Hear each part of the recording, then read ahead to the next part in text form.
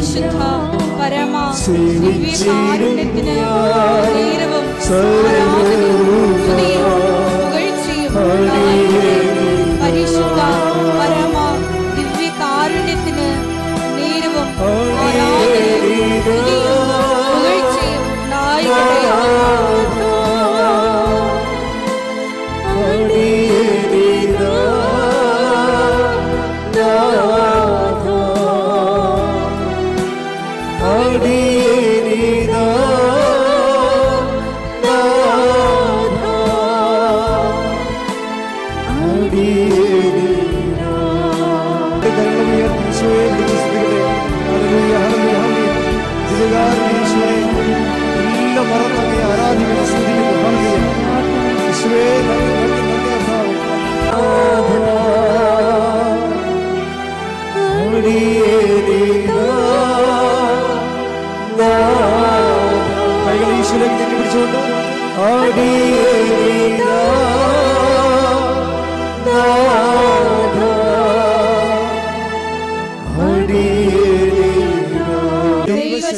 കൈവരിക്കുവാൻ ഞങ്ങളുടെ കുടുംബങ്ങളെ ഇടയാക്കണമേ.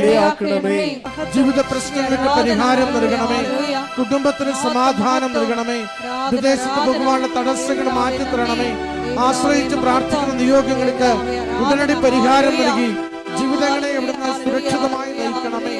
ഹല്ലേലൂയ. സ്തുതി കർത്താവേ. ആരാധന ആരാധന ആരാധന കർത്താവേ. പരിശുദ്ധയമ്മേ, ഭൂസ്വർലോകങ്ങളുടെ രാജ്ഞിയായ അങ്ങേയ്ക്ക് സംരക്ഷണത്തിനായി പ്രപഞ്ച പ്രകൃതിയെ തന്നെ തിരുസഭ പ്രതിഷ്ഠിക്കുവാൻ ഈ പ്രത്യക്ഷീകരണം വഴി ഇടയാക്കണമേ. പരിശുദ്ധമേ, ജപമാല മാതാവേ, സകല കൃപാസനം പ്രാർത്ഥനകളോടും ചേർത്ത് ഞങ്ങളിപ്പോൾ പ്രാർത്ഥിക്കുന്ന ഈ സമൂഹത്തിന്റെ പ്രത്യേക നിയോഗവും അമ്മയുടെ പ്രത്യക്ഷീകരണത്തിന്റെ ഈ അനുഗ്രഹവേളയിൽ ഞങ്ങൾക്ക് സാധിച്ചു തരുവാൻ കനിയണമേ. ആമേൻ. ഒരുമിച്ച് സ്തുതിച്ച് പ്രാർത്ഥിക്കാം. ഹല്ലേലൂയ. സ്തുതി ആരാധന മഹത്വം കർത്താവേ. ഈ ആരാധനയുടെ സന്ദേശം നൽകി സഹായിക്കണമേ. അച്ഛനെ ശക്തിപ്പെടുത്തി അവിടുത്തെ ദൈവികമായ വെളിപാടുകളെ കൈമാറണമേ. രോഗങ്ങൾക്ക് സൗഖ്യം പ്രദാനം ചെയ്യണമേ. പ്രശ്നങ്ങൾക്ക് പരിഹാരം പ്രദാനം ചെയ്യണമേ. ആശ്രയിച്ച് പ്രാർത്ഥിക്കുന്ന നിയോഗങ്ങൾക്ക് അനുഗ്രഹം പ്രദാനം ചെയ്യണമേ. ഈശോയെ അവിടുന്ന് സ്പർശിക്കണമേ. ഈശോയെ ഹല്ലേലൂയ. സ്തുതി കർത്താവേ. ആരാധന മഹത്വം. സ്തുതി കർത്താവേ. ആരാധന മഹത്വം. സ്തുതി ആരാധന. കൃപാസനത്തിൽ സന്യസ്ത സമർപ്പണ ജീവിതം നയിക്കാൻ ആഗ്രഹിക്കുന്നവരെ അപ്പാരിഷൻ missionaries@gmail.com അതിൻ്റെ വാട്സപ്പ് നമ്പർ 82 81 29 75 10 നമ്പറിൽ കോൺടാക്റ്റ് ചെയ്യേണ്ടതാണ്. കൃപാസനത്തിൽ ശുശ്രൂഷ ചെയ്യാൻ ആഗ്രഹിക്കുന്ന സിസ്റ്റേഴ്സ് മറ്റു ലോകത്തിലെ വ്യത്യസ്തമായ വിവിധ കോൺവെൻറ്റുകളിൽ നിന്ന് ഇവിടെ വന്ന് ശുശ്രൂഷ 1 കൊല്ലം 2 കൊല്ലം 3 കൊല്ലമൊക്കെ ശുശ്രൂഷ ചെയ്യുന്ന സിസ്റ്റർമാരുണ്ട്, കന്യാസ്ത്രീമാർ. അവർക്ക് 2 പേരിപ്പോൾ ഉണ്ടായത് പോയിട്ടാണ്. ബാക്കി 2 മുറികൾ ഒഴിവാണ്. തീർച്ചയായിട്ടും 2 പേർക്ക് ഇതിനുള്ള അഡ്മിഷൻ കിട്ടുന്നതായിരിക്കും. കൃപാസനത്തിൻ്റെ നിറച്ച വസ്തുക്കൾ കൃപാസനത്തിൻ്റെ ഉള്ളിൽ, മതക്കെട്ടിൻ്റെ ഉള്ളിൽ നമ്മുടെ കെട്ടിടത്തിൽ മാത്രമേ ലഭിക്കത്തുള്ളൂ. അതായത് വെഞ്ചരിച്ചതെന്നും പറഞ്ഞുകൊണ്ട് റോഡിലൊക്കെ കൊണ്ടുവന്ന് ആൾക്കാർ വിൽക്കുന്നുണ്ട്. അത് സത്യവിരുദ്ധമാണ്. പിന്നെ ആ വിഷയത്തിൽ ഞാൻ ഇടപെടുന്നില്ല. നമുക്ക് പറയേണ്ടപ്പെടാൻ ആവശ്യമില്ല. അത് ഓരോരുത്തർ ചെയ്യുന്ന. പക്ഷേ എന്തായാലും സത്യം നിങ്ങൾ അറിയാൻ വേണ്ടി ഞാൻ പറയാനുള്ള ബാധ്യതയുള്ളതുകൊണ്ട് പറയുകയാണ്. വെഞ്ചരിച്ച നിറച്ച വസ്തുക്കൾ കൃപാസനത്തിൽ അകത്ത് മാത്രമേ കിട്ടത്തുള്ളൂ. കൃപാസനം പുറത്ത് യാതൊരു കാര്യങ്ങൾക്ക് വേണ്ടിയും ഒരു പിരിവും നടത്തണില്ല. നടത്തണുണ്ടെന്ന് പറഞ്ഞ കുറേ ആൾക്കാർ, കള്ളന്മാർ, ജോസഫച്ചന് ഓർഫനേജ് നടത്തണുണ്ടെന്നൊക്കെ പറഞ്ഞിട്ട് കാശ് വാങ്ങിക്കുന്നുണ്ട്. എന്നിട്ട് ചേട്ടത്തിമാർ ഇവിടെ വന്ന് നിലവിളിക്കും. ഞങ്ങൾ അവിടെ 1500 കൊടുത്ത് അപ്പുറത്ത് 4000 കൊടുത്ത്. ഞാൻ പിന്നെ കൊടുത്തവരോട് പോയി മേടിക്കാൻ പറയും. അവർ പുട്ടടിച്ച് കാണാം. അപ്പോൾ ഇല്ലാത്ത പണിക്കും നിൽക്കരുതേ. അതുണ്ടെങ്കിൽ ഈ മേക്കിൽ അച്ഛൻ തന്നെ നേരിട്ട് വിളിച്ച് പറഞ്ഞോളൂ. വല്ല സംഭാവനയും ഉണ്ട്. അങ്ങനെ ഉണ്ടാകത്തില്ല. അങ്ങനെ അത് മേക്ക് അങ്ങനെ ഉപയോഗിക്കാത്തതാണ് ഈ സാമ്പത്തിക കാര്യത്തിന് വേണ്ടി. അതൊക്കെ അറിയാമല്ലോ ഇവിടുത്തെ രീതികളെ. ഡെയിലി ബ്രെഡ് എല്ലാ ദിവസവും ഉണ്ട്. എല്ലാവരും തന്നെ ഡെയിലിപ്പെട്ട് കൂടി രാവിലെ ഇവിടെ ഉള്ള അന്നത്തെ ജോലി മുഴുവനും, അന്നത്തെ നിങ്ങളുടെ യാത്ര, അന്നത്തെ നിങ്ങളുടെ പ്രാർത്ഥന, നിങ്ങളുടെ ഉദ്യമങ്ങൾ, സംരംഭങ്ങളൊക്കെയാണ് ഡെയിലി ബ്രെഡിൽ പ്രാർത്ഥിക്കുന്നത്. അപ്പം അന്നത്തെ ദിവസത്തേക്ക് വേണ്ടിയുള്ള പ്രത്യേക പ്രാർത്ഥനയും സന്ദേശമാണ്. 12 മിനിറ്റേ ഉള്ളൂ. അത് മറക്കാതെ കൂടാൻ നോക്കണം, ഷെയർ ചെയ്യണം. സ്റ്റാറ്റസ് ഇടുന്നവരുണ്ട്, അവരൊത്തിരി ദൈവം അനുഗ്രഹിക്കട്ടെ എന്ന് പ്രാർത്ഥിക്കുന്ന ജീവവചസ്സുകൾ ലിവിങ് ഓറക്കിൾ എന്ന് പറഞ്ഞ് നമ്മൾ പുതിയ ശുശ്രൂഷ ആരംഭിച്ചിട്ടുണ്ട്. എല്ലാ ഞായറാഴ്ചയും രാത്രി 8 മണിക്കാണ്. നല്ല സമയമാണ്, നിങ്ങളത് കേൾക്കണം. ഒത്തിരി കൃപാസന അനുഭവങ്ങളുടെ ആധ്യാത്മികതയുള്ള ആൾക്കാരാണ് അത് ചെയ്യുന്നത്. കൃപാസനം പത്രം അറബിയിൽ ഉൾപ്പെടെ ഇപ്പോൾ 21 ഭാഷകളുണ്ട്. അതാത് രാജ്യങ്ങളിൽ പോകുമ്പോൾ അതാത് രാജ്യങ്ങളിലെ പത്രങ്ങൾ വാങ്ങിച്ചുകൊണ്ട് പോകാൻ പ്രത്യേകം ശ്രദ്ധിക്കുക. അഖണ്ഡജമാല ഗ്രൂപ്പുകൾ ലോകം മുഴുവൻ നടക്കുന്നുണ്ട്. ആവശ്യമുള്ളവർക്ക് ഓഫീസിൽ നിന്ന് ജവന്മാർ നൽകും. 12 പേര് അല്ലെങ്കിൽ 6 പേര് ഗ്രൂപ്പിലുണ്ടായാൽ മതി. കൃപാസനത്തിൽ വരുമ്പോൾ എപ്പോഴും നമ്മൾ ശ്രദ്ധിക്കേണ്ട ഇതാണ്. ഇപ്പോൾ കഴിഞ്ഞ വ്യാഴാഴ്ച എനിക്ക് നല്ല പനിയായിരുന്നു. എന്നിട്ട് ഒരു കന്യാസ്ത്രീ അമ്മ ഒരു കിടപ്പ് രോഗിനെ കൊണ്ടുവന്ന് തിരക്കിയപ്പോഴുണ്ട്. അവർ ഉടമ്പടി എടുത്തിട്ടില്ല, ആര് പറഞ്ഞു കേട്ട് വന്നതാണ്. അതല്ല പ്രശ്നം. അവർ ഞാൻ തിരക്കി വന്നപ്പോൾ അവർ ഉടമ്പടി എടുത്തതാണ്. അപ്പോൾ ആ കന്യാസ്ത്രീ ഉഴപ്പിയാണ് ഉടമ്പടി. കന്യാസ്ത്രീമാരെ ഉടമ്പടി ഉഴപ്പമുണ്ട്. അതുകൊണ്ടാണ് ഞാൻ ഇത് സീരിയസ് ആകണമെന്ന് ഓർക്കണം. അല്ലെങ്കിൽ എടുക്കത്തില്ലെങ്കിൽ എടുത്തില്ല, പക്ഷേ എടുത്തിട്ട് ദൈവത്തിന് പണി കൊടുത്താൽ തിരിച്ചു വരുന്ന പണി താങ്ങത്തില്ല. അതാണ് പ്രശ്നം. കാരണം ഉടമ്പടിയാണത്. അവിടെ സൂക്ഷിച്ച് വേണം കൈകാര്യം ചെയ്യാൻ. അപ്പം നിങ്ങളുടെ അച്ഛനുണ്ടോ ഇല്ലയോ എന്ന് തിരക്കണം. നേരത്തെ കൊണ്ടുവരുന്നതിന് മുമ്പ് അച്ഛനെ. ഞായറാഴ്ചയും വ്യാഴാഴ്ചയും ഞാൻ ആരെയും കാണാത്ത ദിവസമാണ്, ശുശ്രൂഷ ഉള്ള ദിവസമാണ്. പിന്നെ എൻ്റെ ഇടവക ഉണ്ടെങ്കിൽ ഇടവകയിൽ പോകണം. പിന്നെ വ്യാഴാഴ്ച എന്ന് പറഞ്ഞാൽ എൻ്റെ ഹിസ്റ്റോറിക്കൽ റിസർച്ചുമായിട്ട് ബന്ധപ്പെട്ട് പഠനയാത്ര ഉള്ളതാണ്. ഓരോ ദിവസവും ഓരോ സ്ഥലത്ത് പോകും, ഓരോ കാര്യങ്ങൾ. അപ്പോൾ ആ ഒരാഴ്ച പഠിച്ചതിന് ബാക്കിയുള്ളത് കിട്ടാൻ വേണ്ടി ഫീൽഡ് വർക്കിന് പോണതാണ്. പിന്നെ സമരം ഉണ്ടാവും. അവ തീരദേശമായിട്ട് ബന്ധപ്പെട്ട് നിൽക്കുന്ന കാരണം എപ്പോഴും സമരങ്ങളൊക്കെ ഉണ്ടാവും. അപ്പം അങ്ങനെ വ്യാഴാഴ്ച അതിനു വേണ്ടിയുള്ളതാണ്. അപ്പം അതുകൊണ്ട് വ്യാഴാഴ്ച ഞായറാഴ്ച ഒഴിച്ചാണ് വരേണ്ടത്. പിന്നെ അച്ഛൻ ഇവിടെ ഉണ്ടോ എന്ന് ചോദിക്കണം, വിളിച്ച് ചോദിക്കണം. 9447285400 നമ്പർ.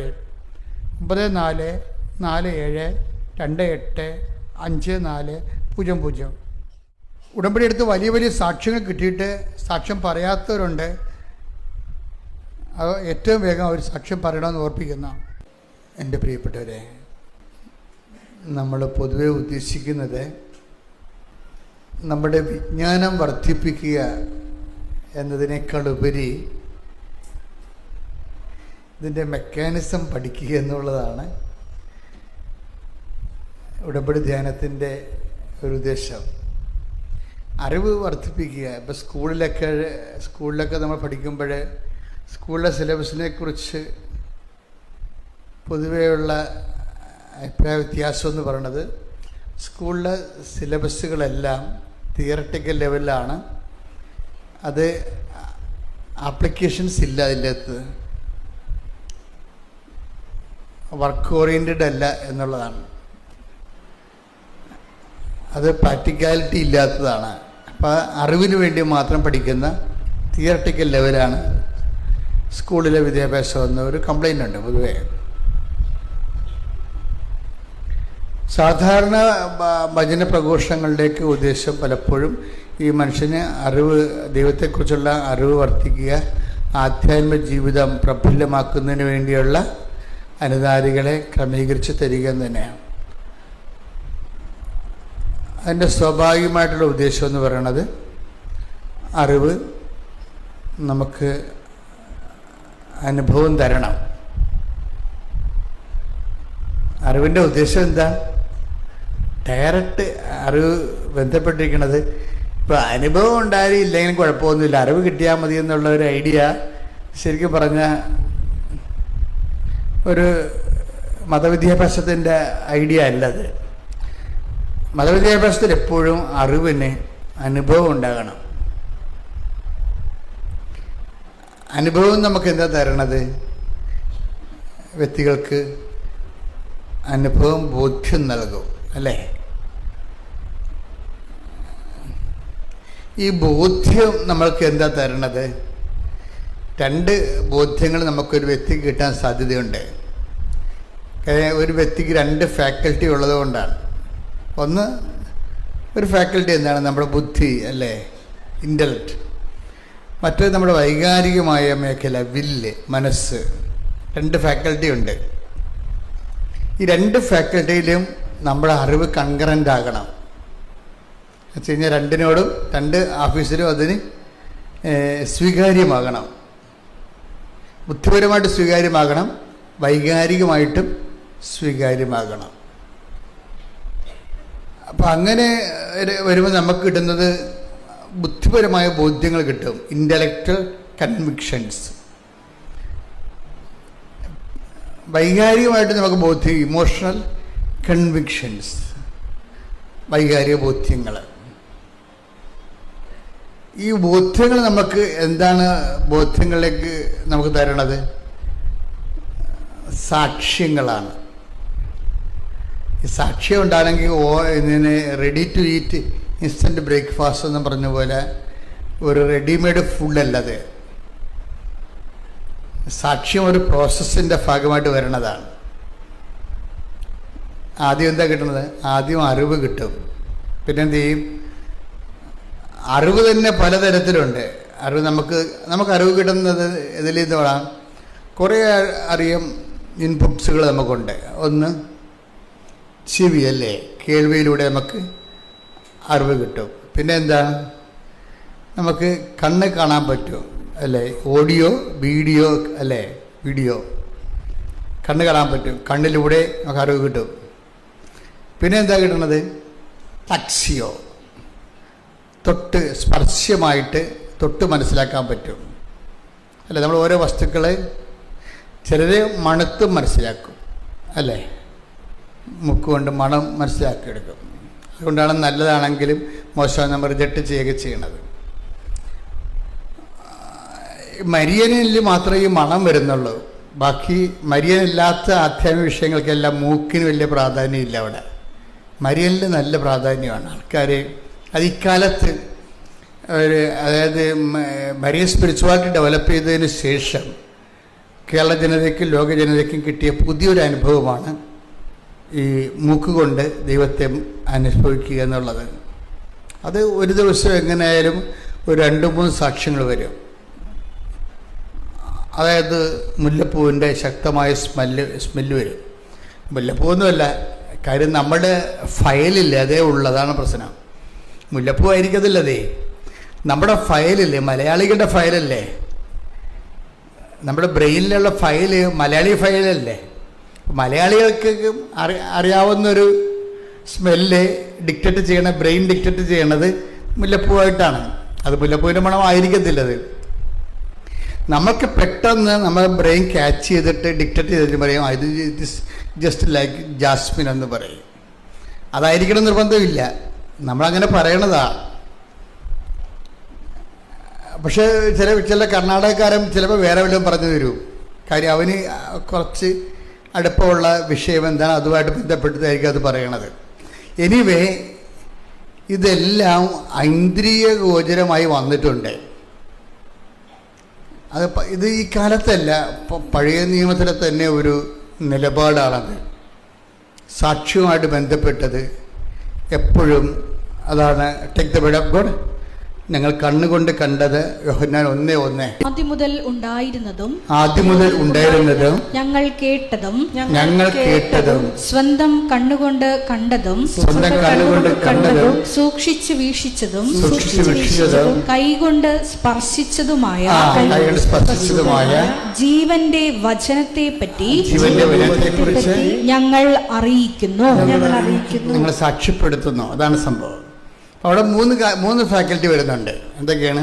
കണ്ണുകൊണ്ട് കണ്ടത്, ആദ്യം മുതൽ ഉണ്ടായതും, ഞങ്ങൾ കേട്ടതും, കണ്ണുകൊണ്ട് കണ്ടതും, കൈകൊണ്ട് സ്പർശിച്ചതും. ആരെക്കുറിച്ചാണ് ഇവർ പറയണത്? യോഹന്നാനെ പറയണത് ഈശോനെ കുറിച്ച് പറയണതാ.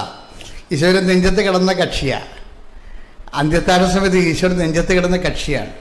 അപ്പോൾ ഈശോൻ്റെ കൂടെ ജീവിച്ചപ്പോൾ ഈ ആദ്യം മുതലുണ്ടായിരുന്ന വചനം മാംസമായി മനുഷ്യാവതാരം ചെയ്ത് നമ്മുടെ കൂടെ വസിച്ച കാലത്ത് ആ ദൈവത്തിന് നെഞ്ചത്ത് കിടന്നയാളാണ് ഇത് എഴുതിയിരിക്കുന്നത്. ആദ്യം മുതലേ ഉണ്ടായിരുന്നതാണ്, ഞങ്ങൾ കേട്ടതാണ്, ഞങ്ങൾ കണ്ണുകൊണ്ട് കണ്ടതാണ്, കണ്ടതല്ല, സൂക്ഷിച്ച് വീക്ഷിച്ചത് കൂടിയാണ്, കൈകൊണ്ട് സ്പർശിച്ചതാണ്. അപ്പോൾ ഈ ദൈവത്തെ, യേശുക്രിസ്തുവിലൂടെ വെളിപ്പെടുത്തപ്പെട്ട ദൈവം എക്കാലവും ഈ ഇന്ദ്രിയങ്ങൾക്കെല്ലാം വശംവദമാണ്. ഇന്ദ്രിയ അനുഭവങ്ങൾക്ക് വശംവദമാണ്. ആ യേശുക്രിസ്തു തന്നെയാണ് ചരിത്രത്തിലൂടെ നമ്മുടെ കൂടെ സമാന്തരമായിട്ട് നീളുന്നത്. അതിപ്പോൾ മനസ്സിലാക്കണം. ആദ്യം മുതൽ ഉണ്ടായിരുന്ന യേശു അനുഭവം തന്നെയാണ് ചരിത്രത്തിലൂടെ നമുക്ക് ചരിത്രത്തിന് സമാന്തരമായിട്ട് നമ്മുടെ കൂടെ അങ്ങ് ജീവിച്ചു പോണത്. അതുകൊണ്ട് തന്നെയാണ് നമുക്ക് എക്കാലത്തും, അതുകൊണ്ട് യേശുക്രിസ്തു, ഹെബ്രായർ 13:8, യേശുക്രിസ്തു ഇന്നലെയും ഇന്നും എന്നും ഒരേ ആൾ തന്നെയാണ്. കൈയടിച്ച് ശ്രദ്ധിക്കട്ടെ.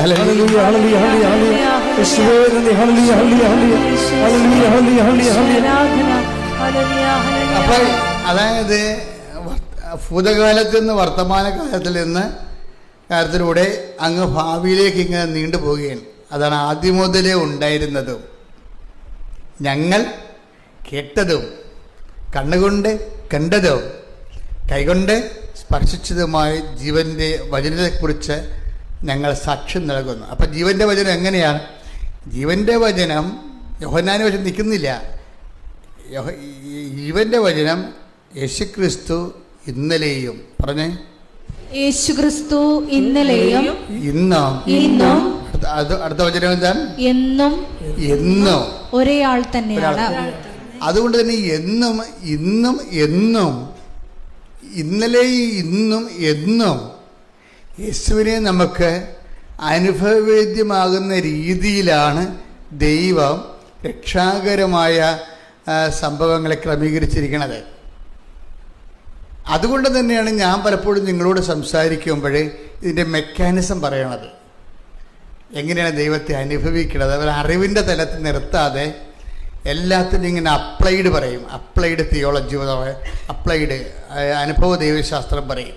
എന്താണ് എക്സ്പീരിയൻഷ്യൽ തിയോളജി പറയും. എന്താണ്, എങ്ങനെയാണ്, എന്ത് ചെയ്താൽ ഈ ദൈവത്തെ നമുക്ക് അനുഭവിക്കാൻ പറ്റും? ആദ്യം മുതൽ ഉണ്ടായിരുന്നതും ഇന്ന് ഉള്ളതും നാളെ ഉണ്ടാകുന്നതുമായ ഈ ദൈവാനുഭവത്തെ എങ്ങനെ നമുക്ക് അവകാശമാക്കാൻ പറ്റും? അതിൻ്റെ റോൾ ഓഫ് ദി കവനൻറ്റ്, അതിന് ആ ഒരു ലക്ഷ്യത്തിന് വേണ്ടിയുള്ള ഉടമ്പടിയുടെ റോൾ എന്താണ്? അതാണ് ഞാൻ പലപ്പോഴും നിങ്ങളോട് സംസാരിക്കുന്നത്. അല്ല, ഒരു പ്രാർത്ഥന സബ്ജക്റ്റിനേക്കാൾ ഉപരി ഈ ആദ്യം മുതലേ ഉണ്ടായിരുന്നതും ഇന്നുള്ളതും നാളത്തെ മനുഷ്യന് അനുഭവിക്കുക. ഇപ്പം നമ്മുടെ കാലം കഴിയുമ്പോൾ വേറെ ഒരു തലമുറയുടെ വരത്തില്ലേ, അവർക്കും അനുഭവിക്കാൻ പറ്റുന്ന രീതിയിൽ ഓരോ വ്യക്തികളും കൈവരിക്കേണ്ട ചില അനുഭവ തലങ്ങളുണ്ട്. എങ്ങനെ യേശുവിനെ അനുഭവിക്കാൻ പറ്റും? അതാണ് പലപ്പോഴും റോൾ ഓഫ് ദി കവനൻ്റായിട്ട് വരണത്. കവനൻ്റിൻ്റെ ഉദ്ദേശം എന്താണ്? ഇപ്പോൾ ഞാനെപ്പോഴും നിങ്ങൾ പറയും, ഉടമ്പടി ഒരു ചൊല്ലുന്ന പ്രാർത്ഥനയല്ല, പിന്നെ എന്താ പറയുക, ചെയ്യുന്ന പ്രവൃത്തിയാണ്. അതാണ് എപ്പോഴത് അതിന് പ്രഖ്യാപിതമായ ഒരു പഠനമാണത്. ചെല്ലുന്ന പ്രാർത്ഥനയല്ല, ചെയ്യുന്ന പ്രവൃത്തിയാണ്. ഇപ്പോൾ ഉടമ്പടിയിലേക്ക് വരുമ്പോൾ അതുകൊണ്ടാണ് കഴിഞ്ഞ ദിവസങ്ങളിൽ ഇവിടെ ഒരു സാക്ഷി ഉണ്ടായിരുന്നു. ഞാനിവിടെ ഇവിടെ ആൾക്കാരെ കേട്ടു നിന്ന സാക്ഷി ഇതാണ്. അതായത് ഒരു പയ്യൻസ് പറയുകയാണ്, ഞങ്ങളുടെ വീട്ടിൽ സ്വർഗസ്ഥ പിതാവ് ഒഴിച്ച് ബാക്കി എല്ലാ പ്രാർത്ഥനയും പപ്പ ബാൻ ചെയ്തിരിക്കണമെന്ന്. അതെനിക്ക് ഭയങ്കര ഇഷ്ടപ്പെട്ടു.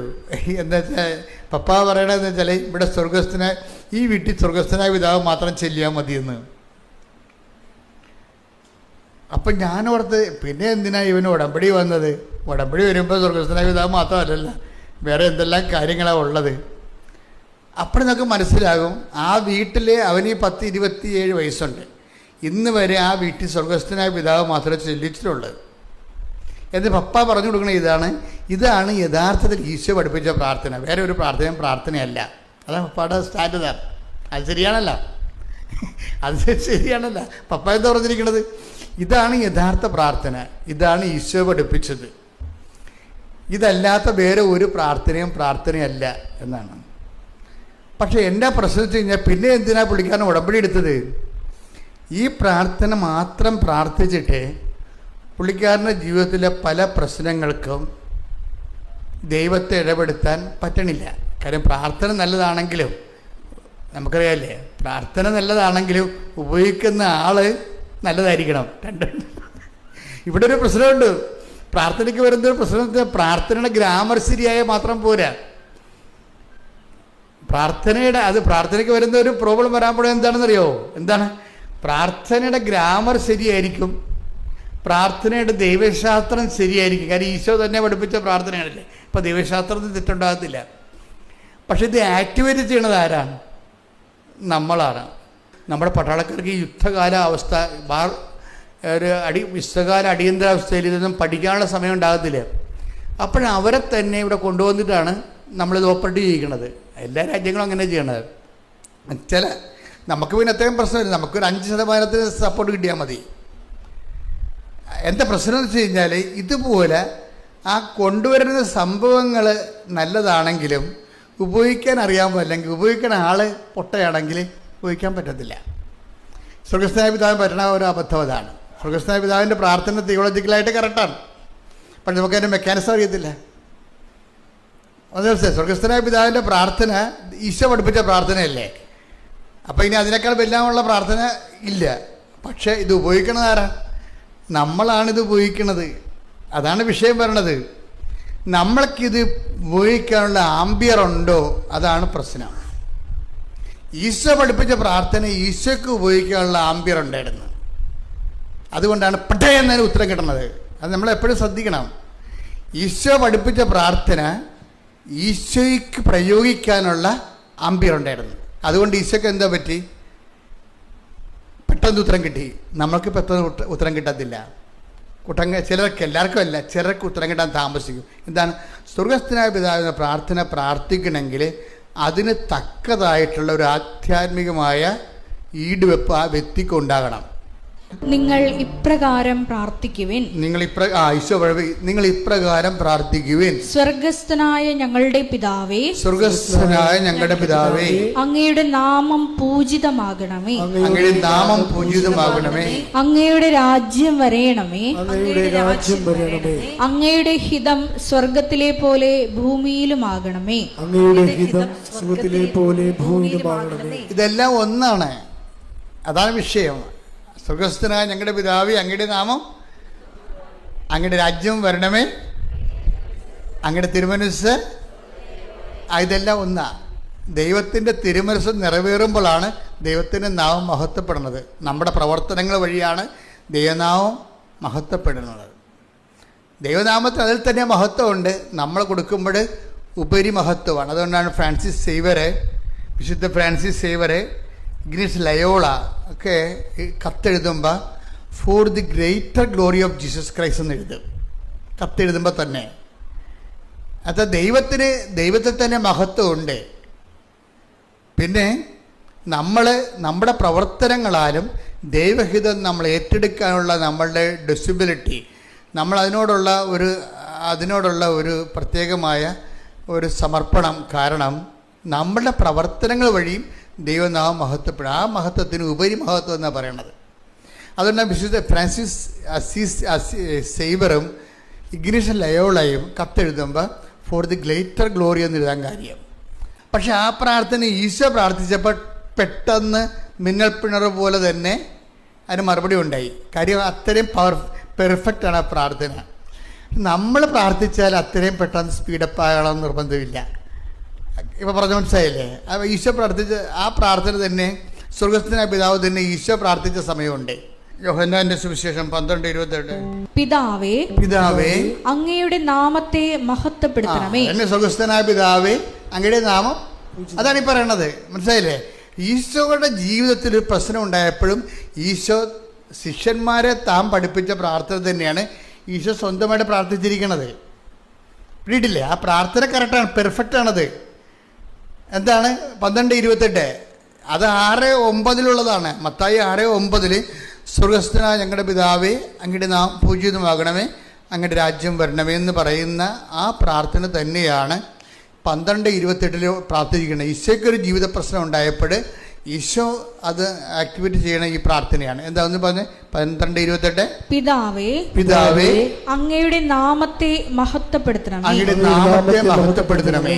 അപ്പോൾ സ്വർഗത്തിൽ നിന്ന് പെട്ടെന്നാണ് പരിപാടി. വയ്ക്കേ, ഇത് പെട്ടെന്നാണ് കാര്യം. എന്താ, പ്രാർത്ഥനയുടെ സ്വഭാവം തന്നെ പെട്ടെന്ന് അനുസരിച്ച് ചെയ്യുന്ന രീതിയിലാണ് ആ പ്രാർത്ഥനയുടെ ഡിസൈൻ ചെയ്ത്.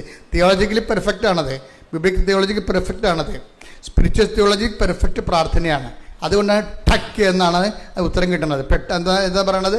സ്വർഗത്തിൽ നിന്ന് ഒരു സ്വരമുണ്ടായി, ഞാൻ മഹത്വപ്പെടുത്തിയിരിക്കുന്നു, ഇനിയും മഹത്വപ്പെടുത്തും.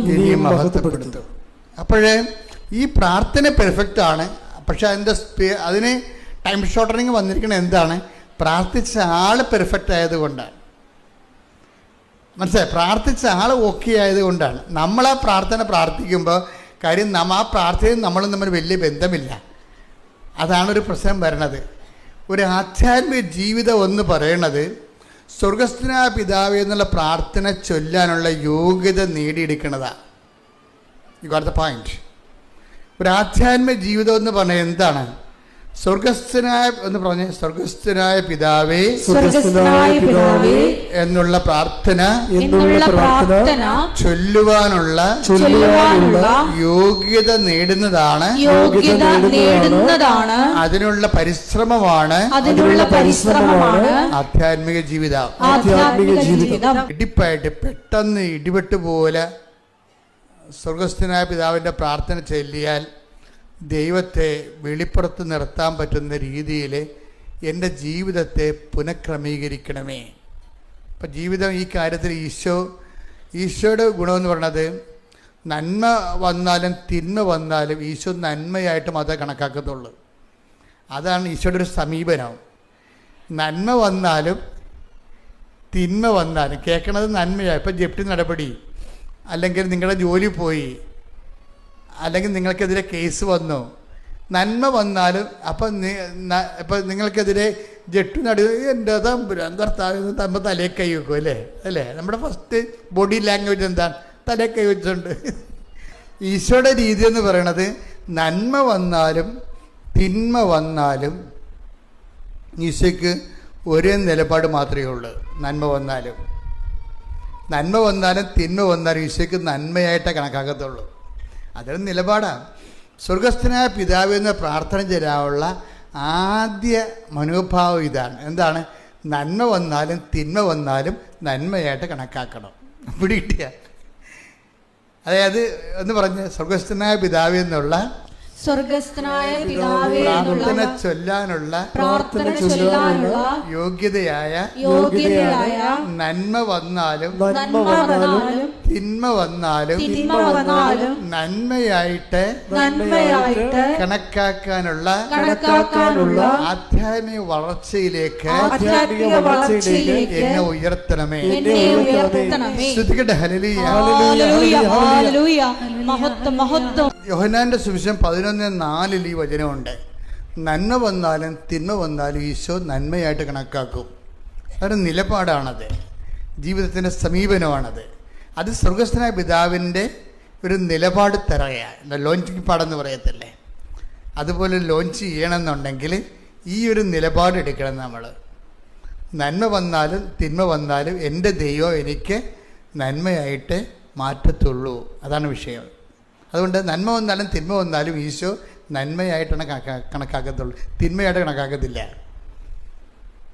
അതൊരു ആധ്യാത്മിക വളർച്ചയാണ്. സ്വർഗസ്ഥനായ പിതാവ് നമുക്ക് ചെല്ലാനുള്ള ഒരു യോഗ്യതയാണ് അത്. യോഹന്നാൻ 11:4. അത് കേട്ടപ്പോൾ യേശു പറഞ്ഞു, ഈ രോഗം മരണത്തിൽ അവസാനിക്കാനുള്ളതല്ല. എന്താണ് കേട്ടതെന്ന് നോക്കിയ 11:3 എടുത്തേ. കർത്താവേ, ഇതാ അങ്ങ് സ്നേഹിക്കുന്നവൻ രോഗിയായിരിക്കുന്നു എന്ന് പറയാൻ ആ സഹോദരിമാർ അവന്റെ അടുക്കലേക്ക് ആളയച്ചു. അപ്പൊ ഇത് സംഗതി സീരിയസ് ആണ്. അവിടെ ഈശോയ്ക്ക് സ്വകാര്യമായിട്ടുള്ള അടുപ്പമൊക്കെ ഉള്ളത് ഈ ലാസറുമായിട്ടാണ്. ഒത്തിരി പേര് ഇങ്ങനെ നിക്കഡേമോസ് രാത്രി ഈശോനെ കാണാൻ വന്നിട്ടുണ്ട്. അങ്ങനെ വളരെ വിരലുണ്ടാകുന്ന ആൾക്കാരുമായിട്ട് മാത്രമേ കർത്താവിന് അതായത് പേഴ്സണൽ ഇൻറ്റിമസി ഉണ്ടാകത്തുള്ളൂ. ആ പേഴ്സണൽ ഇൻറ്റിമസി ഉണ്ടായിരുന്ന ഒരാളാണ് അത് ഈ ലാസർ എന്ന് പറയുന്ന ആളാണ്. അപ്പോൾ ഈ ലാസർ പെട്ടെന്ന് രോഗിയായിപ്പോയി. സത്യം പറഞ്ഞാൽ ലാസർ രോഗിയാണെന്ന് പറയുമ്പോൾ തന്നെ ലാസർ മരിച്ചു പോയായിരുന്നു. പക്ഷേ പറഞ്ഞ ആളിനെ അറിയത്തില്ല ആൾ മരിച്ചു പോയെന്ന്. അവർക്ക് ഇന്നലെ അയാൾ വീട്ടിൽ നിന്ന് ഇറങ്ങിയപ്പോൾ കിട്ടിയ ന്യൂസാണ് രോഗിയാണെന്നുള്ളത്. പക്ഷേ ഒരു 24 മണിക്കൂർ കഴിഞ്ഞില്ലേ, അതിനുള്ള ആൾ മരിച്ചു. അപ്പം കർത്താവിനറിയാം, കേട്ടപ്പോൾ തന്നെ മനസ്സിലായി ആൾ മരിച്ചു എന്ന്. പക്ഷേ ആ തിന്മയുള്ള സംഭവം, മരണം അല്ലെ രോഗം എന്ന് പറഞ്ഞാൽ തിന്മയുള്ള ന്യൂസ് കേൾക്കുമ്പോഴേ കർത്താവിൻ്റെ ഫസ്റ്റ് റെസ്പോണ്ട് എന്താ നോക്കിയേ? ഈ രോഗം മരണത്തിൽ അവസാനിക്കാനുള്ളതല്ല, പ്രത്യുത ദൈവത്തിന്റെ മഹത്വത്തിനും അതുവഴി ദൈവപുത്രൻ മഹത്വം പ്രാപിക്കുന്നതിനും വേണ്ടിയുള്ളതാണ്. അപ്പൊ എപ്പോഴും നമ്മൾ ശ്രദ്ധിക്കേണ്ടതെന്ന് വെച്ച് കഴിഞ്ഞാല് ഒരു വിഷയത്തിൽ 2 മഹത്വം, ഒരു വെടിക്ക് 2 പക്ഷം എന്ന രീതിയിലാണ് സംഭവിക്കുന്നത്. എന്താണ് ഈശോ എപ്പോഴും മഹത്വം പറയുമ്പോൾ ഈശോ പറയണത് ആദ്യം പിതാവിൻ്റെ മഹത്വമാണ് പകർന്ന് ആ പിതാവിൻ്റെ വക്ഷസ്സിലെ ഏകജാതനെ പകർന്ന് കിട്ടുന്ന പിതാവിൻ്റെ മഹത്വമാണ്. അപ്പം അതുകൊണ്ട് തന്നെ ഈ മഹത്വം എന്ന് വെച്ചാൽ ഇപ്പം ലാസർ പെട്ടെന്ന് പരിശുദ്ധാത്മാവും ഈ പിതാവും പുത്രനും പരിശുദ്ധാത്മാവും ഒന്ന് തന്നെയാണല്ലോ, സത്തയിൽ ഏകമാണ്. അതുകൊണ്ട് തന്നെ ഇൻ്റർ കണക്റ്റഡ് ആയത് കാരണം ആ പരിശുദ്ധാത്മാവ് പുത്രനോട് അപ്പം തന്നെ കൊടുക്കും, ഇയാളെ എഴുന്നേൽപ്പിക്കാൻ നിനക്ക് കഴിയും. അങ്ങനെ പിതാവ് മഹത്വപ്പെടും. അങ്ങനെ പിതാവ് മഹത്വപ്പെടുന്നതിലൂടെ നീ മഹത്വപ്പെടുന്നതിലൂടെ ജനങ്ങളെ നീ പുനരുത്ഥാനവും ജീവനുമാണെന്ന് വിശ്വസിക്കും. അല്ലെങ്കിൽ നീ ചുമ്മാ കേവല പ്രവാചകനായിട്ട് നിന്നെ കണക്കാകത്തുള്ളൂ. നിന്നെ ഒരു ദൈവപുത്രനായിട്ട് ജനങ്ങൾ മനസ്സിലാക്കണമെന്നുണ്ടെങ്കിൽ മരിച്ചവൻ ഉയർത്തെഴുന്നേറ്റ് വരണം, ജീവൻ നൽകാൻ കഴിയണം. അപ്പം അത് ജനങ്ങൾ കാണണം. അപ്പം നിൻ്റെ മഹത്വം ഇതിലൂടെ സംഭവിക്കും എന്ന് പരിശുദ്ധാത്മാ പറഞ്ഞു കൊടുക്കും. ഇപ്പം നമ്മുടെ ആധ്യാത്മിക ജീവിതത്തിലേക്ക് വരുന്നൊരു വിഷയം, പരിശുദ്ധാത്മാവിനെ നമ്മൾ മാറ്റി നിർത്തിക്കൊണ്ട് നമുക്കൊരു ആധ്യാത്മിക ജീവിതം സാധ്യമല്ല. എപ്പോഴും ശ്രദ്ധിച്ചേക്കണം. കാര്യം നിങ്ങൾ ആദ്യ കാലങ്ങളൊക്കെ കുഴപ്പമില്ല, അത്യാവശ്യം കഞ്ഞി വെച്ചൊക്കെ പോകുന്നില്ലാതെ നിങ്ങൾ കുറച്ച് ചെല്ലുമ്പോൾ കർത്താവ് പിന്നെ അതെല്ലാം പേയ്മെൻറ്റുകളാണ്. ഉടമ്പടി വിജയിക്കുന്ന അവിടെയാണ്. പേയ്മെൻ്റ് എന്ന് പറഞ്ഞാൽ എന്താണ്? ഇപ്പം നമ്മൾ ചില ആപ്പുകളൊക്കെ നമുക്ക് ഫ്രീ ആയിട്ട് അവർ പറയും, ഫ്രീ നിങ്ങൾക്ക് ടാക്സ് ഇതിന് പൈസ അടയ്ക്കണ്ട, നിങ്ങൾക്ക് ഡൗൺലോഡ് ചെയ്തെടുക്കാമെന്ന് പറയും. അപ്പോൾ 5 പൈസ മുടക്കാതെ നമ്മൾ ഡൗൺലോഡ് ചെയ്തെടുക്കും. പക്ഷേ ചില സമയത്ത് നമുക്ക് പ്രിൻ്റ് കിട്ടത്തില്ല. ഡൗൺലോഡ് ചെയ്തെടുക്കാൻ പറ്റുമെങ്കിലും അതിൻ്റെ പ്രിൻ്റ് കിട്ടത്തില്ല. അപ്പോൾ അത് പറയാം, അത് വേറെ ആപ്പാണ്, അതിന് നിങ്ങൾ പേയ്മെൻറ്റ് നടത്തണമെന്ന് പറയും. അതാണ് വിഷയം.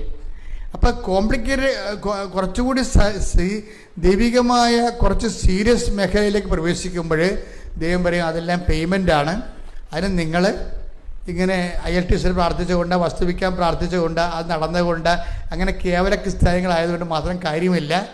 ആ വിശ്വാസത്തിന് വേണ്ടി നിങ്ങൾ ജീവിതം കൊണ്ട് നിലനിൽക്കുന്നു എന്നുള്ളത് ദൈവത്തിന് ബോധ്യപ്പെടുത്തണം. ഭയങ്കര പരിപാടിയാണ്.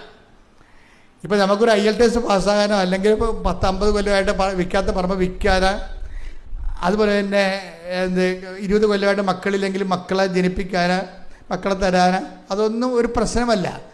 പക്ഷേ ദൈവത്തെ കിട്ടണമെന്നുണ്ടെങ്കിൽ അതിൻ്റെ സൊല്യൂഷൻസ് വേറെ. ക്യാഷ് ആൻഡ് കൈൻഡായിട്ട് വേറെ കിട്ടണമെങ്കിൽ കുഴപ്പമില്ല.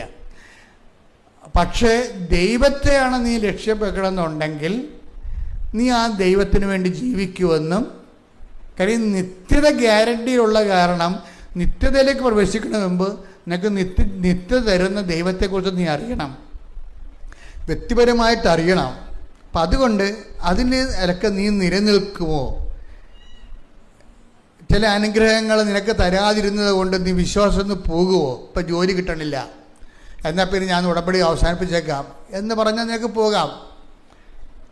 പക്ഷേ ആ ഒരു 0 ഹവറിൽ പരിശുദ്ധാത്മാവ് ഉണ്ടെങ്കിൽ മാത്രമേ പറയുന്നത് മനെ പോകരുത്.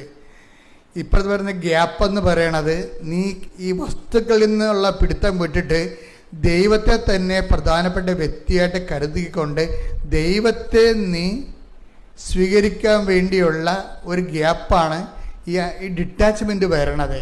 പറഞ്ഞ കാര്യങ്ങളൊന്നും നടക്കത്തില്ല, പ്രാർത്ഥിക്കുന്ന കാര്യങ്ങളൊന്നും നടക്കത്തില്ല. സെക്കൻഡ് സെക്ഷനിലേക്ക് വരുമ്പോൾ അങ്ങനെ സംഭവിക്കണത്. സെക്കൻഡ് സെക്ഷനിൽ പ്രാർത്ഥിക്കുന്ന കാര്യങ്ങളൊന്നും നടക്കത്തില്ല. അപ്പം ചില അണ്ണന്മാർക്ക് പരിശുദ്ധാത്മാവുള്ള കാരണം അവർക്കറിയാം, പരിശുദ്ധാത്മാവ് അവർക്ക് നോട്ട് കൊടുക്കും. കുഴപ്പമില്ല, ഇപ്പം നടക്കത്തില്ലെന്നേ ഉള്ളൂ, ഇതൊക്കെ നടക്കും, നീ ഇതിൻ്റെ പേരിൽ ദൈവത്തെ ഇട്ടിട്ട് പോകരുത്, നഷ്ടമായിരിക്കും. പരിശുദ്ധാത്മാവ് ഉപദേശകനാണ് ശരിക്കും പറഞ്ഞാൽ.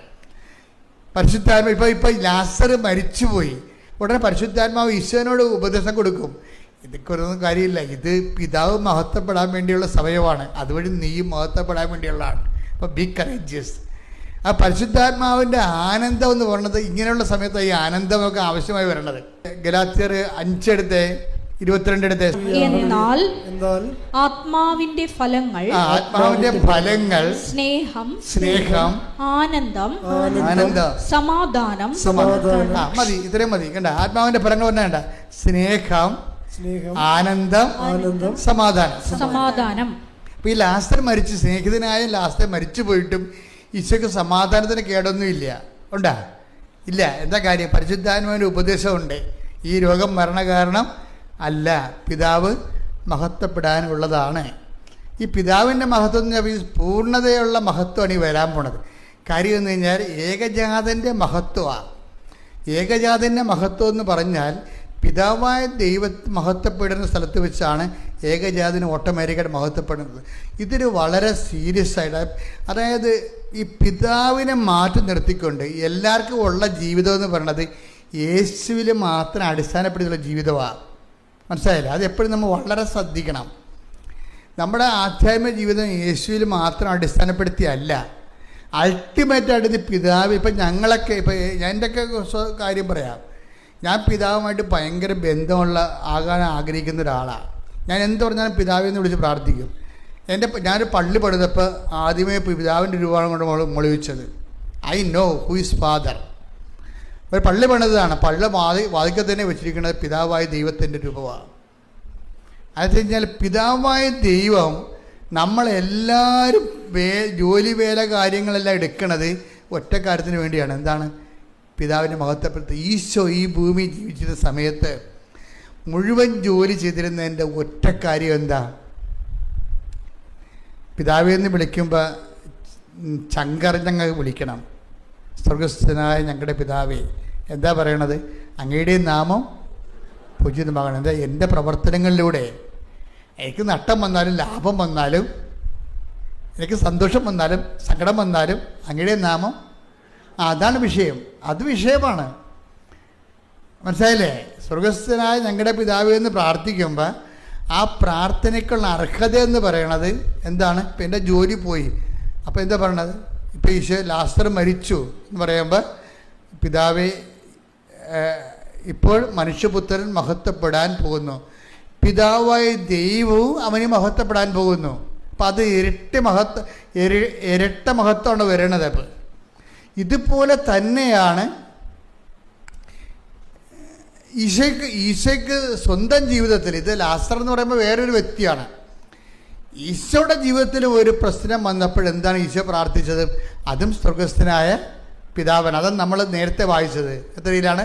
12:28 അല്ലെ? ഒന്നിൽ വായിച്ചത് യോഹന്നാൻ 12:28. പിതാവേ, അങ്ങയുടെ നാമത്തെ മഹത്വപ്പെടുത്തണമേ. അപ്പോൾ സ്വർഗത്തിൽ നിന്ന് ഒരു സ്വരമുണ്ടായി, ഞാൻ മഹത്വപ്പെടുത്തിയിരിക്കുന്നു, ഇനിയും മഹത്വപ്പെടുത്തും.